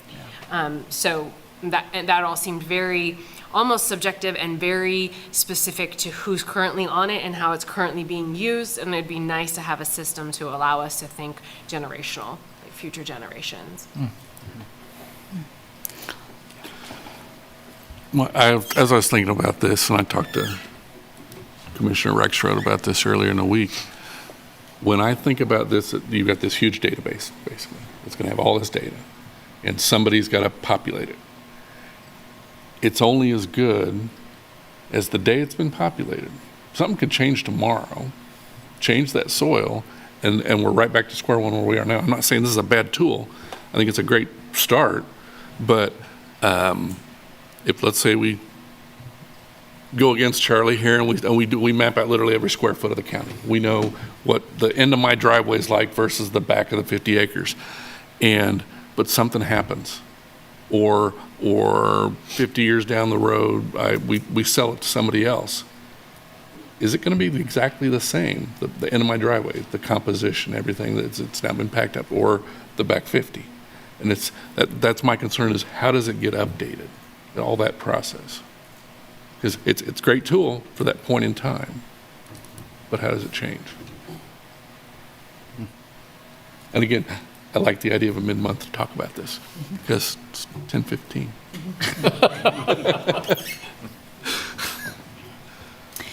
We are being asked to make a recommendation for going forward with this. I don't know, Mary, in terms of your timeline, you mentioned the mid-month. How would this play out in your mind? In my mind, it depends on what you want at the mid-month. If you want us to come and just give you an example of how you use the Lisa and what we have so far, and then you could have a discussion of what else should we have. And before that mid-month, we could look out and see what other communities are doing. Are there other factors? Because that would be helpful to provide you, is what other parameters could there be? And then we could bring that to you.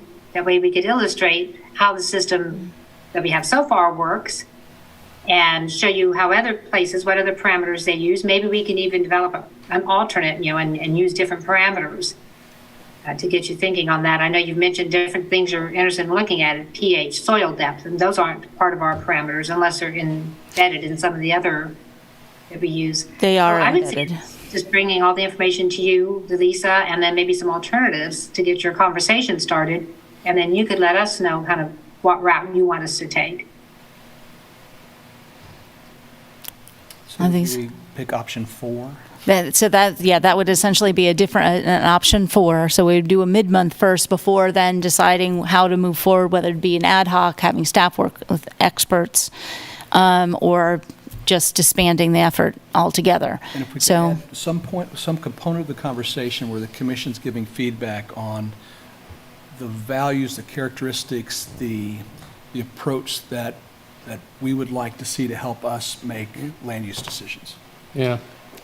And not just us, but also staff. Like, I'd like to hear like how this is helpful. So like, also like Mary, just like, what are the goals? Like, what is the objective of using this tool for you? And like, So not just like how it would be helpful for us. I mean, obviously. I don't mean to leave either party out. That's Exactly. I correct. just wanted to make sure that there's that on the agenda that we also hear from staff, because I know those mid-months get pretty quick. Yeah, and forgive me for raising, which is something that's probably completely redundant, but as part of this discussion, and you're showing how you would use this or how this has been useful to you, if you could bring at least like 3 distinct examples that are quite different, because getting back to my assertion about the linear scale, I'm talking about this grand total, which to me seems like a meaningless number. I would want to look at each of the scores and not even try to weight them the same, but just look at them distinctly. Cut out the entire lower left corner of this graphic. Take away the protection values and the protection ranking, and just look at the individual factors in a comparative. Exactly. That's what I concluded as well. Okay. Yeah. And just so the commission knows, we only put 3 options out there to start the discussion. We figured there's probably at least 17 more that we didn't list, so you don't worry about going off the 3. Would that be a tabling this then? There's really nothing pending necessarily in front of us, so we don't really have to, we're not being asked necessarily to take action. Nope. And I think we've got enough direction and understanding where the commission would like us to go with that one. So we'll look at the mid-month calendar. We'll look at getting that scheduled, and then based upon when that falls in mid-month, we'll bring this back for a future discussion for you all to kind of give guidance on at a business meeting. Yes, thank you. Mary, is that enough direction? And I do think that seeing how other communities have used this would be very valuable. You mentioned having that as a big part of it. Okay, thank you. Any further discussion on this before? Nope, okay. Can I have a motion to recess until Wednesday, please? So moved. Second. Any discussion?